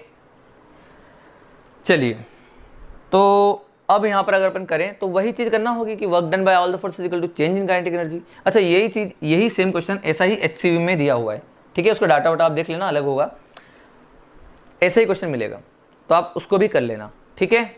चलिए, तो अब यहाँ पर क्या बोला है, work done by all the forces is equal to change in kinetic energy, है ना। अब यहाँ पर ध्यान से लगाना दोस्तों, क्योंकि यहाँ पर फ्रिक्शन भी है ना। तो देखो यहाँ पर पहली लाइन में लिख रहा हूँ कि किस किस के वर्क डन होंगे। तो वर्क डन बाय नॉर्मल, बहुत बढ़िया, वर्क डन बाय ग्रेविटी, बहुत बढ़िया, work done by friction, work done by tension, इतने होंगे यहाँ पर वर्क डन, है ना। यहाँ पर पिछली बार कितना था, नॉर्मल, ग्रेविटी, टेंशन था, और इस बार फ्रिक्शन एड अप हो जाएगा बस, है ना, is equal to change in kinetic energy. Clear है क्या? अब जल्दी जल्दी बताते जाओ क्या क्या जीरो है। तो सर यहाँ पर दो चीज़ जीरो है, एक नॉर्मल का वर्क डन जीरो होगा हमेशा, और टेंशन का वर्क डन जीरो होगा सर। बस सर यहाँ पर आएगा ग्रेविटी और फ्रिक्शन का वर्क डन। क्लियर? और ग्रेविटी का वर्क डन सर इस पर जीरो होगा, और इस पर तो सर सीधे सीधे पॉजिटिव बोल देंगे, तो हम ये बोलेंगे कि mg इंटू एच। क्लियर है भाई? mg नीचे लग रहा है, h नीचे, हाइट भी नीचे आया ना, तो भैया उसका तो वर्क डन आ जाएगा mgh। अब बताओ फ्रिक्शन का वर्क डन क्या लिखा जाए, तो बोलोगे कि सर फ्रिक्शन लगेगा पीछे और ये आएगा आगे की तरफ, है ना। तो भैया फ्रिक्शन पीछे लगा है और ये डिस्प्लेसमेंट आगे करेगा। अब ध्यान से समझना, अगर ये h आएगा तो ये कितना आएगा आगे की तरफ, 2h, है ना। जैसे ये v से जाएगा तो ये कितने से आ रहा है 2v से, जैसे ये h से जाएगा नीचे तो ये कितना आ गया आगे की तरफ 2h। तो हम लिखेंगे माइनस का म्यू mg, ये तो होगा फोर्स इंटू डिस्प्लेसमेंट हो गया 2h। तो ये जो होना चाहिए ये होना चाहिए चेंज इन काइनेटिक एनर्जी के बराबर। तो अगर ये v से जा रहा है तो इसकी स्पीड क्या होगी, तो सुनो इसकी स्पीड होगी 2v, तो मतलब 2/3 times of root G H, है ना। तो बस अब चेंज इन काइनेटिक एनर्जी लिख देना। तो फाइनल काइनेटिक एनर्जी दोनों में है, इनिशियल वाला सिस्टम में 0 होगा, तो यहाँ पर लिख देंगे अपन है, ठीक है। तो देखो फाइनली काइनेटिक एनर्जी अगर अपन बात करें ना, तो देखो दोस्तों कितना आ रहा है, जल्दी जल्दी बताओगे कितना आ रहा है, जल्दी बताओ। तो भैया इसके हाफ एम वी स्क्वायर है ना, तो वी इसका m/2 तो बाहर निकाल लो, चलो ये भी नहीं, हाफ m इसके लिए लिख रहा हूँ, v का स्क्वायर करेंगे तो ये हो जाएगा gh/9 है ना, प्लस इसके लिए देखेंगे तो हो जाएगा 2m, तो हाफ इंटू 2m, ठीक है, और इसका हो जाएगा v का स्क्वायर मतलब 4/9 gh, सही बात है ना। तो अब अगर अपन देखें कि कब फाइनल काइनेटिक एनर्जी हो रही है, यहाँ से अपन देखें तो ये हो जाएगा 8 gh/9 और ये हो जाएगा 1 gh/9, तो ये हो जाएगा अपना 10 gh/9, तो हो जाएगा 5 gh/9 है ना, क्योंकि 2 से कट जाएगा। तो फाइनल काइनेटिक एनर्जी इतनी है, तो यहाँ लिख दो 5 gh/9। अब इसे सोल्व कर लो, आंसर आ जाएगा। देखो इसको उधर ले जाओ, उसको इधर ले आओ, तो mgh में से 5 gh/9 बचेगा, माइनस कर दो, है ना। तो m ने m को m से मार दिया, तो ये बचेगा अपने पास 4 gh/9 is equal to mu G into 2h, है ना। तो देखो h ने h को मार दिया, g ने g को मार दिया, और 2 वाला नीचे जाएगा या कट जाएगा, तो म्यू आ जाएगा आप लोगों के पास 2/9 आएगा आपका आंसर। क्लियर है क्या, बड़ा आसान, ठीक है। देखो कुछ करना था ही नहीं, आपको तो सिर्फ यही लगाना है work done by all the forces equal to changing kinetic energy of the system. तो final kinetic energy of the system, initial kinetic energy of the system निकाल के यहाँ पर अपने पटक दिया। अब यहाँ पर जितने भी प्रकार के फोर्स लग रहे हैं उन सब का वर्क डन लिख दो। तो यहाँ पर कौन कौन से फोर्सेस लग रहे होंगे, तो बोलना टेंशन, नॉर्मल, ग्रेविटी, फ्रिक्शन, इस तरह के हैं। इसमें लिखोगे तो टेंशन और ग्रेविटी, तो वही है, चार तरह के फोर्सेस हैं मतलब। तो हमने बोला नॉर्मल, ग्रेविटी, टेंशन, फ्रिक्शन लिख दिया। अब हमको पता है कि नॉर्मल का वर्क डन 0 होगा, टेंशन का वर्क डन 0 होगा, तो हमने 0 करा, सीधे सीधे ग्रेविटी और फ्रिक्शन का वर्क डन लिखा और काम खत्म। क्लियर। चलिए अब हम नेक्स्ट क्वेश्चन करते हैं। और अब हम ना सूडो फोर्स के वर्क डन, जो हमने बोला था ना कि नॉन इनर्शियल फ्रेम पे भी लगा सकते हैं अपन वर्क एनर्जी थ्योरम, तो हम उसको भी डिस्कस कर लेते हैं आप लोगों से, ठीक है। चलिए ये वाला ध्यान से सुनना, ठीक है ना, जिसमें मैं आपको अभी पहले हम एक ये वाला क्वेश्चन देख लेते हैं, उसके बाद हम वही वाला करेंगे जो मैंने आपको कहा है ना, सूडो फोर्स वाला। पहले अपन ये एक लास्ट क्वेश्चन कर लेते हैं जिससे कि आपको ये वाला टाइप भी क्लियर हो जाए, है ना। चलिए तो ये क्वेश्चन क्या है, तो ध्यान से सुनना। यहाँ पर आपको बोला कि एक इंक्लाइन प्लेन है जिसका इंक्लिनेशन थीटा है, और इंक्लाइन प्लेन में कुछ पार्ट स्मूथ है और कुछ पार्ट रफ है, और जाहिर सी बात है आपको दिख रहा होगा कि दोनों का जो लेंथ है वो L है, मतलब L पार्ट स्मूथ दिया है और L पार्ट रफ दिया है आप लोगों को, है ना। और बोला गया है कि एक m मास का ब्लॉक आपने वहाँ से रिलीज करा, है ना। आपने रिलीज करा तो क्या होगा दोस्तों बताओ, जब हम रिलीज करेंगे और स्मूथ सरफेस पे तो क्या होगा, वो नीचे की तरफ आएगा और उसकी स्पीड बढ़ेगी, जाहिर सी बात है ना, उसकी स्पीड बढ़ेगी। अब जब वो धीरे धीरे से अपनी स्पीड बढ़ाते जाएगा, यहाँ पर आके मैक्सिमम हो जाएगी। अब जब वो रफ वाली सरफेस में इंटर करेगा तो भैया उसमें फ्रिक्शन लगेगा पीछे की तरफ, तो धीरे धीरे उसको जो फ्रिक्शन है वो रिटार्ड करते जाएगा, और रिटार्डेशन के कारण वो फाइनली वो यहाँ पर आके रेस्ट पर आ जाता है। और कहाँ पर आता है, बिल्कुल bottom of the incline plane, मतलब कि bottom of the incline plane पर वो रेस्ट पर आ जाता है। हम यहाँ पर रिलीज करते हैं, उसकी स्पीड बढ़ती है स्मूथ के कारण, जब वो रफ में आता है तो उसमें रिटार्डेशन के कारण वो वापस से इसकी स्पीड घटती है और फाइनली कम्स टू 0, ठीक है। तो अब आपको ये पूछा गया कि बताइए इस सरफेस का म्यू क्या होगा।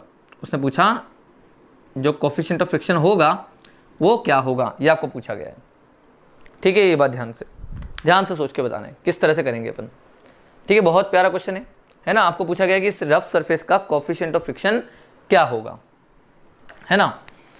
तो आई होप कि आप लोगों ने इसको अटेम्प्ट कर लिया होगा। अच्छा है, प्यारा क्वेश्चन है, आराम से करना, ठीक है।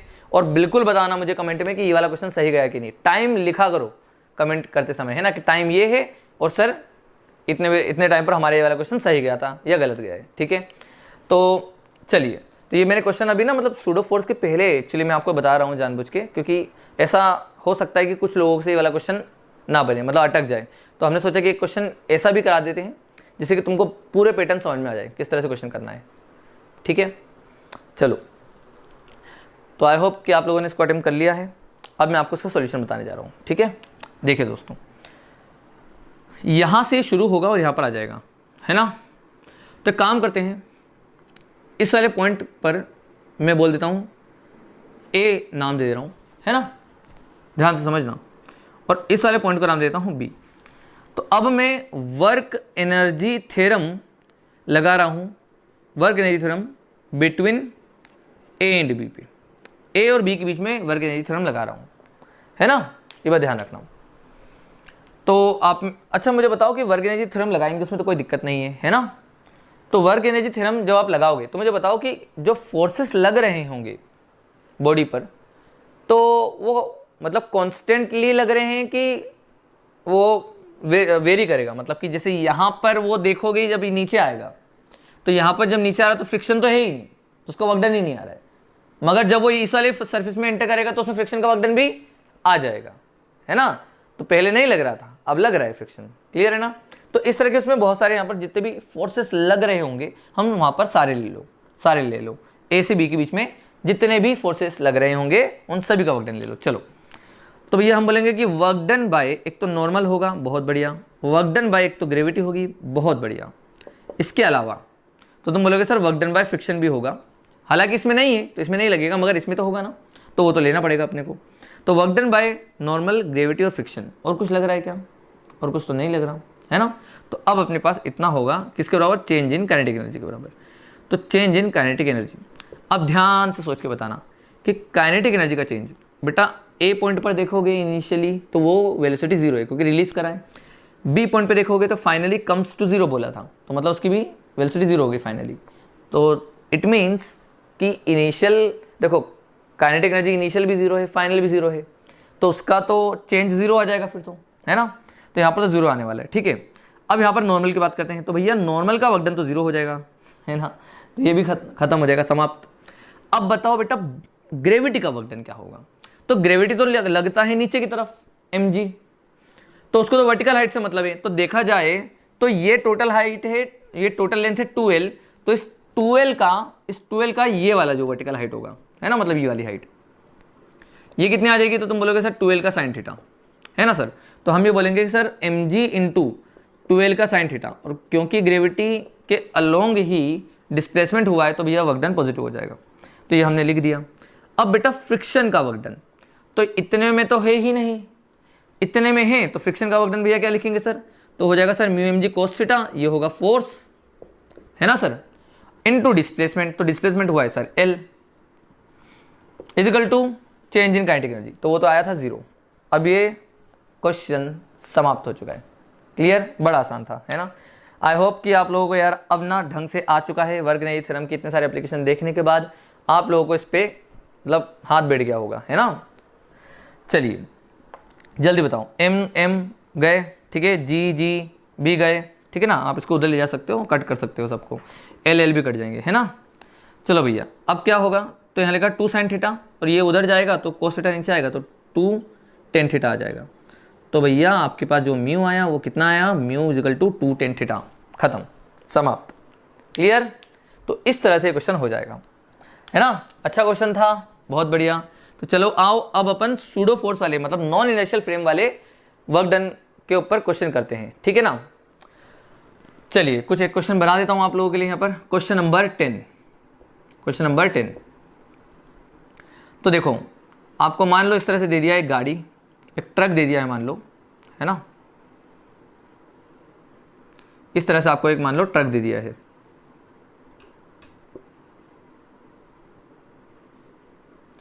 और यहां पर रखा है एक ब्लॉक, है ना, यहां पर एक इस तरह से ब्लॉक रखा हुआ है ना।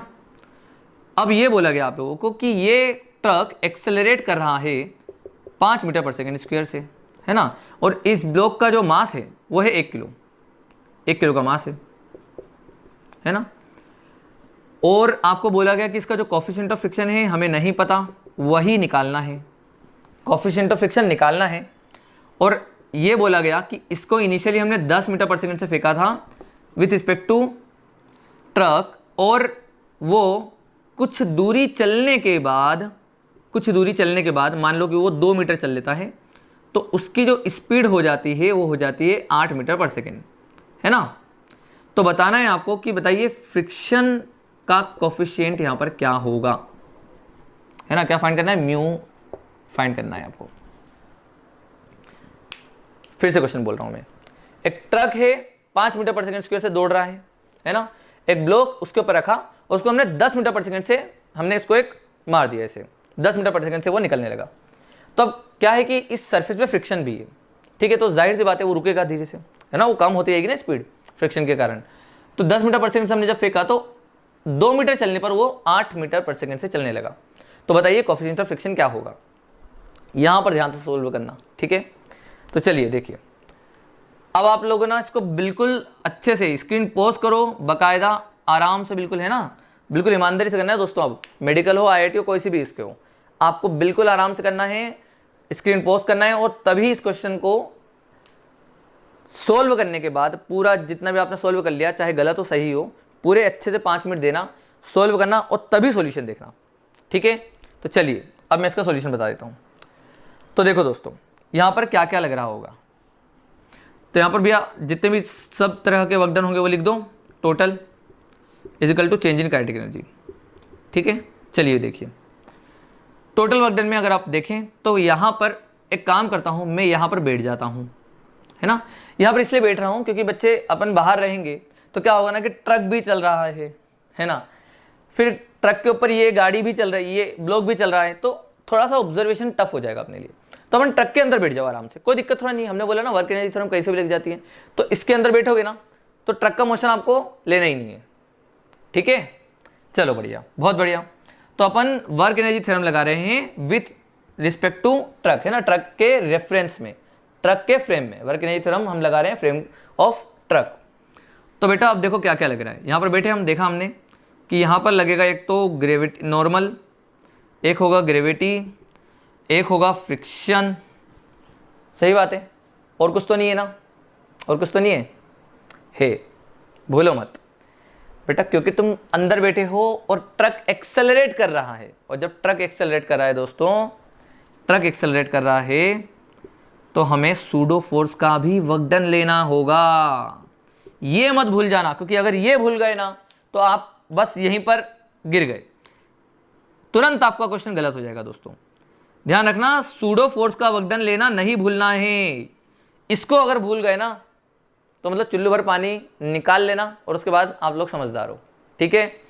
तो अब देखो जल्दी जल्दी बताओ कौन कौन से जीरो हैं। तो बोलना नॉर्मल का वर्क डन 0, ग्रेविटी का वर्क डन 0, है ना, क्योंकि सर नॉर्मल ऊपर डिस्प्लेसमेंट आगे 0 हो गया वर्क डन नॉर्मल का, ग्रेविटी नीचे डिस्प्लेसमेंट आगे, तो भैया ये दोनों 0, बहुत बढ़िया। तो सिर्फ फ्रिक्शन और ये बचा, है ना। और change in kinetic energy, actually यहाँ पर 0 नहीं आएगा, ये चेंज इन काइनेटिक एनर्जी। तो बेटा चेंज इन काइनेटिक एनर्जी क्या लिखोगे सर, हाफ m, देखो kinetic energy final minus kinetic energy initial, ये ध्यान रखना, है ना। यहाँ पर भी बेटा गलती कर दी है ना, अगर आप माइनस और प्लस में तो गड़बड़ हो जाएगी। फाइनल काइनेटिक एनर्जी पहले लिखना है, तो वो हो जाएगी हाफ m, m कितना उसका 1 kg इंटू वी का स्क्वायर, तो मतलब 64 माइनस 100, है ना, इस तरह से बनेगा। अब फ्रिक्शन का वर्क डन देखोगे तो वो तो हो जाएगा बेटा म्यू mg, है ना, माइनस का होगा इंटू डिस्प्लेसमेंट है 2, तो ये हो जाएगा, है ना। चलो भैया प्लस, है ना, इसे मास की तो जरूरत पड़ेगी नहीं क्योंकि मास वाला टर्म ही कट जाएगा, है ना। चलो तो ये हो जाएगा म्यू mg इंटू 2, ये तो हो जाएगा फ्रिक्शन का वर्क डन। बेटा सूडो फोर्स का वर्क डन क्या होगा, तो सर सूडो फोर्स ना, सर हमारी गाड़ी आगे चल रही थी तो सूडो फोर्स लगेगा पीछे की तरफ इस पर, तो वो होगा ma, है ना सर, ma, और डिस्प्लेसमेंट आगे हुआ है तो इसलिए इसका भी वर्क डन नेगेटिव आएगा सर। तो लिखेंगे ma इंटू डिस्प्लेसमेंट हुआ सर 2, क्लियर है क्या, है ना। तो एक्सेलरेशन कितना है बेटा 5, तो ma इंटू 2 करोगे तो आंसर आ जाएगा m इंटू 10, है ना, माइनस का, क्लियर है। तो अब आप लोग इसको अगर सोल्व करते हो तो m ने m को m से मार दिया, तो बेटा देखो यहाँ पर ये 2 है और ये है 64 माइनस 100, तो ये हो जाएगा कितना 36/2 मतलब 18। तो माइनस का 18 ये वाला बचेगा दोस्तों, ये वाला बचेगा अपने पास माइनस का 2 म्यू, है ना, और जी भी बचेगा, है ना, तो जी भी लिख दो, और ये वाला बचेगा अपने पास माइनस का 10, तो उधर जाएगा तो प्लस का 10 हो जाएगा, है ना, तो प्लस का 10 होगा तो -18 + 10 मतलब कि माइनस का 8। और अब अगर आप देखोगे तो म्यू की वैल्यू आ रही है आप लोगों के पास 0.4। कितनी आ रही है? 0.4। तो ये आपका आंसर होगा। समझ में आ गया सूडो फोर्स वाला कैसे करना होता है? मतलब नॉन इनर्शियल फ्रेम में बैठे हो तो बस आपको सूडो फोर्स का वर्क डन ले लेना है और कोई दिक्कत नहीं है। अब अगर आप यहाँ पर सूडो फोर्स का वर्क डन नहीं लेते ना तो यहाँ पर गड़बड़ हो जाती अच्छी खासी, है ना। और आपका आंसर जो है वो कितना घटिया आता देखो, आपके पास आता अगर ये ना होता टर्म तो यहाँ पर आपके पास लिखा होता फिर माइनस का 18, और माइनस का 18 तो होता तो चलो आपका म्यू आता उस वक्त 0.9 जो कि 1 से तो कम ही है, ठीक है ना। मगर हाँ अगर वो कुछ ज़्यादा टर्म्स बच जाता ना तो आपका म्यू ऑटोमेटिकली 1 से ज़्यादा आ रहा होता, तो आपको थोड़ा बहुत दिख जाता कि शायद हमने गलत करा है कहीं ना कहीं। मगर हाँ इतना सा ध्यान रखना कि अगर आपने सूडो फोर्स का वर्क डन नहीं लिया और जो आपका आंसर आया तो आपके ऑप्शन में मैच भी कर जाएगा, क्योंकि आईआईटी ना बहुत समझदार है। आईआईटी बहुत अच्छे से उसके जो ऑप्शन है ना वो बनाती है, ये बात ध्यान रखना। उनको पता होता है कि तुम कौन सी गलती करने वाले हो, नीट वालों को भी पता होता है कि तुम कौन सी गलती करने वाले हो, और वो लोग ऑप्शन भी इस तरह से ही डाल देते हैं। क्लियर है क्या? तो आई होप कि दोस्तों आप लोगों को अब ना पूरी तरह से पता चल गया है कि वर्क एनर्जी थ्योरम का यूज कैसे करते हैं। नीट वाले बच्चे यहां तक जितने भी क्वेश्चन करे हैं ये सब आपको अच्छे से हाथ बैठ जाना चाहिए। अब जो मैं क्वेश्चन कराने जा रहा हूं अब के बाद, ठीक है, तो अब वाले जो है ना वो एडवांस लेवल के होंगे क्वेश्चंस, ठीक है। तो आप चाहो तो देखो या ना देखो, वैसे देखोगे तो बहुत अच्छी बात है ना। ज़्यादा हार्ड हो तो आप छोड़ सकते हो क्वेश्चन को, मगर जो ईजी हो तो उसको तो कर ही लेना, है ना, क्योंकि आपको तो आ गया ना, लगाना तो आ गया ना। फिजिक्स तो बड़ा भाई, वर्क एनर्जी थ्योरम में क्या है, work done by all the force is equal to change in kinetic energy. इसमें कोई नीट आईआईटी थोड़ा नहीं है, आपको आता है कॉन्सेप्ट पता है तो बस लगा देना। क्लियर है क्या? चलिए दोस्तों, तो अब मैं इसमें आगे बढ़ रहा हूं, है ना, जल्दी से इसको नोट डाउन कर लो। चलिए दोस्तों, तो अब मैं आपके सामने एक क्वेश्चन ले रहा हूं जो कि एचसी वर्मा का लास्ट क्वेश्चन है, ठीक है ना। एचसी वर्मा का लास्ट क्वेश्चन है ये, एचसीवी क्वेश्चन नंबर 64, ठीक है। ये आपको अभी के अभी ट्राई करना है और अब आपको बताना है कि ये क्वेश्चन आपसे बना या नहीं, ठीक है। इस क्वेश्चन को जल्दी से अभी ट्राई करो और अब इसका सॉल्यूशन देखो, ठीक है। ये लास्ट क्वेश्चन है एचसी वर्मा का, ठीक है ना। और आपको समझ में आ रहा होगा कि चलो मैं एक बार बता देता हूँ क्वेश्चन क्या है। कि इस तरह से हेमिस्फेयर दिया हुआ है और हेमिस्फेयर का एक्सेलरेशन ए है, इसके टॉप मोस्ट पॉइंट पर एक ब्लॉक रखा हुआ है, ठीक है। और जब हमने इसको एक्सेलरेशन ए से चलाया तो जाहिर सी बात है इसमें सूडो फोर्स लगेगा और ये पीछे की तरफ आएगा और गिरेगा नीचे की तरफ, है ना। तो आपसे बोला गया कि find the velocity of the block relative to the hemisphere as a function of theta. मतलब जैसे जैसे ये गिरते जाएगा ना, एंगल बनाते जाएगा, वैसे वैसे इसकी स्पीड बदलती जाएगी, बढ़ती जाएगी। तो आपको velocity as a function of theta बताना है ना। तो चलिए अब इसका सॉल्यूशन देखो किस तरह से करना होगा, है ना। मान लो कि ये किसी भी इंस्टेंट पर यहाँ पर आ गया होगा और इसकी स्पीड v हो गई होगी, है ना। थीटा एंगल में उसकी स्पीड हो गई v। क्लियर है क्या? है ना। तो आप देख रहे होंगे कि अगर ये यहाँ पर आता है तो अपने पास ये कुछ हाइट नीचे चल लेगा, है ना। तुम बोलोगे सर ये क्यों निकाल रहे हो आप, तो मैं अभी आपको बता दूंगा, है ना, आपको साफ साफ नजर आएगा। तो पहले तो अपन यहाँ पर लगा रहे हैं work done by all the forces is equal to change in kinetic energy. सही बात है क्या? अब अच्छा एक बात बताओ, यहाँ पर कितने फोर्सेस का वर्क डन है, मतलब कौन कौन से फोर्सेस लग रहे होंगे। तो तुम बोलोगे सर एक तो ग्रेविटी लग रही है, बहुत बढ़िया, एक तो नॉर्मल लग रहा है, बहुत बढ़िया, है ना। अब सर ये स्मूथ दिया है ना, ये स्मूथ दिया है तो इसीलिए उसमें कोई फ्रिक्शन नहीं है, तो इसलिए फ्रिक्शन तो आएगा ही नहीं। कुछ और है क्या और भी, तो बोलना है। अगर मैं इसी स्फीयर पे बैठ के देखूं, रेफरेंस इसको ही मान लेता हूं जिससे कि मुझे आसानी हो जाए, है ना। हम जब इसके स्फीयर के ऊपर बैठ जाएं तो हमको तो सिर्फ ब्लॉक नीचे जाते हुए दिखेगा मात्र, है ना। तो हम ये बोलेंगे बेटा कि वर्क डन बाय नॉर्मल हो गया, वर्क डन बाय ग्रेविटी हो गया, plus work done bye pseudo force भी ले लो, है ना। और क्योंकि अभी हम इस पर बैठे हैं ना, हम इसके ऊपर बैठ गए ना, तो आपको पता है जब भी हम नॉन इनर्शियल फ्रेम या एक्सेलरेटेड फ्रेम में बैठे तो हमें सूडो फोर्स का वर्क डन लेना जरूरी है। तो बस इसका वर्क डन ले लेना, काम खत्म। अब चेंज इन काइनेटिक एनर्जी वो तो तुमको पता है यार, है ना, final kinetic energy minus initial kinetic energy जो कि 0 थी। चलो जल्दी जल्दी, है ना। नॉर्मल का वर्क डन 0, कोई वर्क डन नहीं होगा नॉर्मल का, तो ठीक है, क्योंकि वो हमेशा ऐसे परपेंडिकुलर लगेगा और डिस्प्लेसमेंट आगे होगा। ग्रेविटी का वर्क डन, तो ग्रेविटी को वर्टिकल हाइट से मतलब होता है सर, तो ग्रेविटी नीचे लग रहा है, mg नीचे लग रहा है, ठीक है, mg इंटू h ये हाइट। तो तुम बोलोगे सर देखो टोटल ये जो है ये रेडियस r है ना, ये भी r है, वैसे ये भी r है ना, ये भी r है। तो मेरी बात ध्यान से समझना, तो बेटा ये वाला जो है ना, ये वाला हाइट, ये बता सकते हो ये कितना है। तो तुम बोलोगे सर r का ये कंपोनेंट होगा r cos थीटा, है ना, तो ये हो जाएगा कितना हाइट, तो बोलना h is equal to r minus R cos theta, जिसको मैं लिख सकता हूँ r into 1 minus cos theta. किसी को कोई दिक्कत? कोई दिक्कत नहीं, है ना। तो ये हो जाएगा mg इंटू एच, जिसमें वैल्यू डाल देंगे अभी बाद में। सूडो फोर्स का वर्क डन बच्चे, तो सूडो फोर्स का वर्क डन पॉजिटिव है कि नेगेटिव, आराम से सोचो। तो भैया सूडो फोर्स लग रहा है वहाँ, है ना, क्योंकि आगे की तरफ जा रहा था इधर, तो सूडो फोर्स ब्लॉक पे वहाँ लग रहा है और जाएगा भी वहाँ पर, सीधी बात है। तो अपन सूडो फोर्स का वर्क डन बोलेंगे सर ma लगेगा कॉन्स्टेंटली, तो ma आ जाएगा, और डिस्प्लेसमेंट जो हुआ इधर का, तो ये बोलेंगे सर ये हो जाएगा आर साइन थीटा, है ना, क्योंकि ये जो हो जाएगा इतनी लेंथ होगी आर साइन थीटा, तो हम लिखेंगे आर साइन थीटा, है ना। तो एक काम करो एच की वैल्यू भी डाल ही दो ना, दोनों में अपने पास वैल्यू डाल देते हैं इधर। तो ये हो जाएगा R into 1 minus cos theta, ये हो जाएगा M A into R sine theta, है ना, is equal to change in kinetic energy में लिखोगे हाफ mv स्क्वायर। लो भैया आंसर खत्म, खत्म। देखो m ने m को m से मार दिया और v निकालना था, तो जो v आ रहा है वो देखो कितना आ रहा है, 2 इंटू आर रूट के अंदर ब्रैकेट में लिखोगे क्या लिखोगे बताओ जल्दी, लिखोगे a sine theta plus g into 1 minus cos theta, ठीक है, ब्रैकेट क्लोज। ये आपका आंसर होगा। आप चाहो तो देख सकते हो HCV का क्वेश्चन नंबर 64, लास्ट क्वेश्चन। अब बताओ ये कितना आसान है ना। देखो अभी इससे पहले हमने एक सूडो फोर्स वाला एग्जांपल देखा, अब ये वाला क्वेश्चन करा, इजीली बन गया, ठीक है। तो अब आप ये समझ, अब बिल्कुल ना आपको अंदर फील आ जाना चाहिए कि अब यार हमसे सब क्वेश्चन बन जाएंगे, अब कोई दिक्कत नहीं है, ठीक है। तो दोस्तों अब मैं बस आपको एक क्वेश्चन और करा रहा हूँ और फिर आपको होमवर्क में दे दूंगा मैं कि HCV आपको कहाँ तक करके आना है, क्लियर।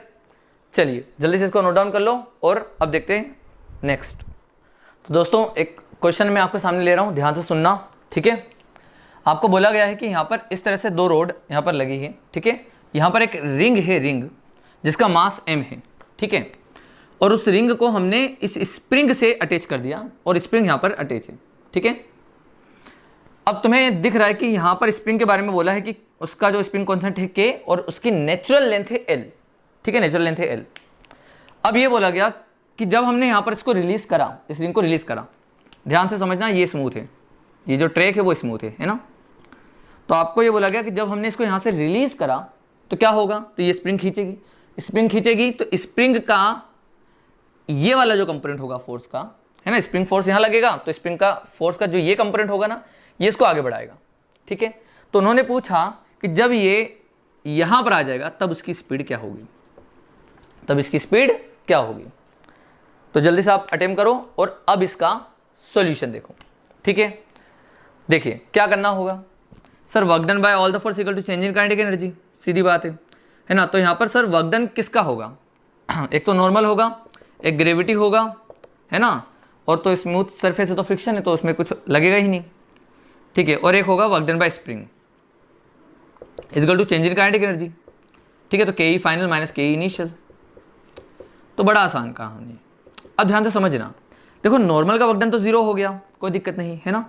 ग्रेविटी नीचे लग रही है मगर ये हाइट तो उतनी ही रहेगी, तो अब ये नीचे तो आ ही नहीं रहा, तो यहाँ पर ग्रेविटी का भी वर्क डन क्या हो जाएगा 0।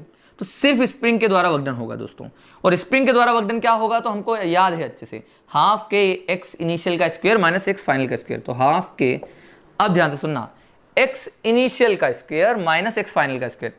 तो बेटा फाइनली यहाँ पर आएंगे अपन, तो तुम देखोगे कि नेचुरल लेंथ l है और फाइनली वो यहाँ पर 3l/2 होगा। तो l से ये 3l/2 कितना गैप है? तो तुम बोलोगे सर l/2 का है ना, तो इस पोजीशन पर आने के बावजूद उसके पास इलोंगेशन होगा l/2 का। तो फाइनल का स्क्वायर, तो यहां पर इलोंगेशन है फाइनली l/2, सही बात है ना। तो ये हो जाएगा l/2 का स्क्वायर, एक्स सॉरी फाइनल का नहीं, पहले आता है एक्स इनिशियल का स्क्वायर, तो वो तो अभी लिखेंगे। चलो अपन फाइनल का अपन क्या लिख दिए हैं, अपन लिख दिए हैं l/2 का स्क्वायर, है ना। तो ये हो जाएगा ऐसा, एक्स इनिशियल का स्क्वायर माइनस एक्स फाइनल का स्क्वायर, ठीक है। चलो एक्स इनिशियल क्या होगा इनिशियली, तो तुम बोलोगे कि देखो सर इसकी ना आप एक काम करो, लेंथ मान लो इस समय पर x है ना, तो सर हम यहाँ लगा देंगे cos 37। तो सर cos 37 हो जाएगा हमारे पास बेस अपॉन हाइपोटेन्यूस, तो 3l/2 डिवाइडेड बाई x, तो x आ रहा है सर अपने पास 3l/2 cos 37। cos 37 की क्या वैल्यू हो जाएगी दोस्तों, तो आप बोलना सर 37 345 है ना, तो cos हो जाएगा 4/5, तो यहाँ पर लिखना 4/5 ऊपर आ जाएगा, ठीक है। तो आपके पास ये बन रहा होगा 15l/8, सही बात है। तो बताओ x अपने पास ये जो इधर का है ना, इसको एक काम करो l' बोलो, है ना, नहीं तो तुम कंफ्यूज हो जाओगे, इसको बोलो l', ठीक है। हाँ जी, तो l' ही आया है ना। तो अब मैं बोलूँगा कि इनिशियली इसका x कितना था, इनिशियली कितना इलोंगेशन था, तो तुम बोलोगे sir l' minus l node, जो उसका इनिशियल जो उसका नेचुरल लेंथ है उसमें से माइनस कर दो, सही बात है ना। तो इस वक्त का जो भी इसका लेंथ है माइनस इसकी नेचुरल लेंथ, तो जो भी बचा होगा वो इलोंगेशन होगा इनिशियली। तो अगर आप इसमें करोगे तो ये कितना हो जाएगा अपने पास 7l/8 है ना, ये आएगा आपके पास, ये इनिशियल इलोंगेशन। तो यहाँ पर अपन लिखेंगे 7l/8, तो ये हो जाएगा हाफ के एक्स इनिशियल का स्क्वायर माइनस फाइनल का स्क्वायर, ये हो गया is equal to final kinetic energy हो जाएगी हाफ mv², और इनिशियल काइनेटिक एनर्जी आप लोग देख लेना 0 है, इनिशियल काइनेटिक एनर्जी 0 है। तो आप यहाँ से v निकाल सकते हो, इजीली आंसर आ जाएगा। आसान था, है ना। अच्छा कई बार क्वेश्चन में यहाँ पर क्या होता है ना, कई बार क्वेश्चन में वो इसी लेंथ को ना l दे देता है इसको, तो मतलब क्या हुआ कि इस वक्त इलोंगेशन है और जब यहाँ पर आएगा तब वो नेचुरल लेंथ पर आ जाएगा, अगर वो l दे देता तो, ठीक है। अब मुझे बताओ पहले बात, ये क्वेश्चन समझ में आया कि नहीं, एकदम देखो बिल्कुल प्रॉपर जिस तरह से हम करते थे, हमने तरीका वही करा है, एक्स इनिशियल का स्क्वायर माइनस एक्स फाइनल का स्क्वायर, बस एक्स इनिशियल और फाइनल निकालना है, मतलब कैलकुलेशन है सिर्फ। तो हमने देखा कि नेचुरल लेंथ अगर l है और इस समय 3l/2 है, तो जाहिर सी बात है उसका जो इलोंगेशन है फाइनली वो l/2 का है, और इनिशियली इतना है, तो अपन ने निकाल लिया। क्लियर है क्या? इस तरह से अपने को बच्चे क्वेश्चन करना होता है। अच्छा अब यही क्वेश्चन ना आप लोगों को वर्टिकली दे देना, यही क्वेश्चन आपको थोड़ा सा और अच्छा बनाने के लिए वर्टिकल दे देना बच्चों, कुछ इस तरह से दे देना, इस तरह से दे दे आपको, यहाँ पर अटैच करके इस तरह से दे देना वो आपको, और इस रिंग का मास m दे दे। तो अब वो बोल दे मान लो सेम वही क्वेश्चन है ना, कि ये वाला हो जाएगा 3l/2 और ये एंगल वापस से वही है 37 डिग्री, इस तरह से दे दे मान लो। इस बार अब वो पूछे कि बताइए अब जब वो यहाँ पर आएगा तो उसकी वेलोसिटी क्या होगी, तो अब कैसे करोगे बताओ। पूरी कहानी सेम है, बस यहाँ पर ग्रेविटी का वर्क डन भी आ जाएगा। देखो एक बार, work done by all the forces है, तो मतलब नॉर्मल का वर्क डन, ग्रेविटी का वर्क डन और स्प्रिंग का work done is equal to change in kinetic energy. तो देखो चेंज इन काइनेटिक एनर्जी तो हाफ mv² है, नॉर्मल का वर्क डन तो अभी भी 0 है ना। ग्रेविटी का वर्क डन इस बार बच्चों होगा, तो ये जो हाइट होगी देखो इस वक्त जो होगा ना l' वो अभी हमने निकाला था, l' था 15l/8, सही बात है ना, और ये था अपने पास 3l/2। तो तुम ये निकाल सकते हो ना हाइट कितनी आएगा h, ये निकाल सकते हो ना आप। तो ग्रेविटी का वर्क डन लिख देना इस बार mgh, पिछली बार 0 हो गया था क्योंकि ग्रेविटी नीचे थी और डिस्प्लेसमेंट आगे था, इस बार 0 नहीं होगा, इस बार mg भी नीचे लग रहा है, आ भी नीचे रहा है। और स्प्रिंग का वर्क डन क्या बोलोगे सर, वही हाफ के एक्स इनिशियल का स्क्वायर माइनस फाइनल का स्क्वायर, तो हाफ के एक्स इनिशियल का स्क्वायर जो कि हमने सेम टू सेम यहीं पर लिख रखा है, ये हो जाएगा 7l/8 का स्क्वायर, ठीक है, माइनस एक्स फाइनल का स्क्वायर जो कि था कितना l/2 का स्क्वायर, और ये जो चेंज होगा ये अपने पास टोटली किसके बराबर होगा, हाफ mv² के। जो भी आंसर है यहाँ से वही आपका आंसर होगा। क्लियर? तो ये तो मैंने अच्छा एडवांस लेवल का बता दिया, मतलब अब आपको मैं बताऊं ये तो मेडिकल वाले बच्चे भी कर लेगा अगर उसे पूरा लेक्चर देख रखा है अच्छे से। मगर ठीक है, मैं आपको ये बोलूँगा कि देखो मेडिकल वाले बच्चों, आप लोगों को इतने ज़्यादा क्वेश्चन हाई लेवल के नहीं आते हैं, मगर हाँ, अगर आप लोगों से ऐसे क्वेश्चन बनने लगे हैं ना, तो आप ये समझ लो कि आप तो IIT का पेपर भी दे दोगे। ठीक है, तो आप ना बिल्कुल टेंशन मत लेना। आपके लिए जो क्वेश्चंस थे ना, तो वो तो मान के चलना कि क्वेश्चन नंबर 9 या 10 में ही आपका खत्म हो गया मामला। उसके बाद तो मैं एडवांस लेवल ही पढ़ा रहा हूँ। ठीक है, तो अगर आपसे वो कुछ समझ में आ रहा है बढ़िया तरीके से, तो समझ लेना कि हम लोग मतलब जो नीट वाले स्टूडेंट है वो लोग तो मतलब IIT का पेपर भी दे सकते हैं। अब बात करते हैं IIT वालों की। तो बच्चों, मैंने आप लोगों को इनिशियल से लेकर एकदम बेसिक लेवल से लेकर एडवांस लेवल तक लेके आया, और आपको पता भी नहीं चला होगा कि कौन सा क्वेश्चन कितना हार्ड था। इनफैक्ट इसके पहले जो मैंने क्वेश्चन कराया था, मतलब last question of HC Verma, तुम अगर पहले अटेम्प्ट करते तो शायद तुम लोग पहले ही छोड़ देते देखते ही, मगर अभी पढ़ने के बाद आप अटेम्प्ट करके देखना, आप उसको तुरंत निपटा दोगे। अब खैर वैसे तो हमने ही करा दिया है ना, तो कोई दिक्कत ही नहीं है। अच्छे एडवांस लेवल के क्वेश्चन है बच्चे, ये वाला है ना, आपको टेस्ट वेस्ट में पूछे जाते हैं ऐसे क्वेश्चन, टेस्ट में आता है ये वाला क्वेश्चन भी। तो आज अपन ने 13-14 क्वेश्चन करे हैं, बढ़िया वाले, अच्छे लेवल भी ले लिए हैं। ठीक है, तो आई होप कि आज का लेक्चर आपको बढ़िया अच्छी तरह से समझ में आया होगा और वर्क एनर्जी थ्योरम में पूरी ग्रिप बैठ जाएगी। सही बात है। तो आज आपका होमवर्क लिखो। आपका होमवर्क है कि HC वर्मा क्वेश्चन नंबर 1 से लेकर क्वेश्चन नंबर 51 तक पूरा अटेम्प्ट करके आना है, और पूरे की पूरे क्वेश्चन बनना चाहिए एक्सेप्ट पावर वाले नहीं करोगे चलेगा मुझे, मगर उसको छोड़ के बाकी सारे क्वेश्चन 51 तक पूरे बनना चाहिए। और मेन जो आपका होमवर्क रहेगा आज का, वो है जो मेन आपका होमवर्क है जो मेरी तरफ से दूंगा मैं आपको, एक तो है क्वेश्चन नंबर 43 HC वर्मा का, और एक 49 है शायद, है ना। ये दोनों क्वेश्चन आप लोगों को करके आना है। ठीक है, ये बात ध्यान रखना। ये दोनों क्वेश्चन अगर आपने कर लिए ना, तो आज का लेक्चर हमारा सक्सेसफुल है।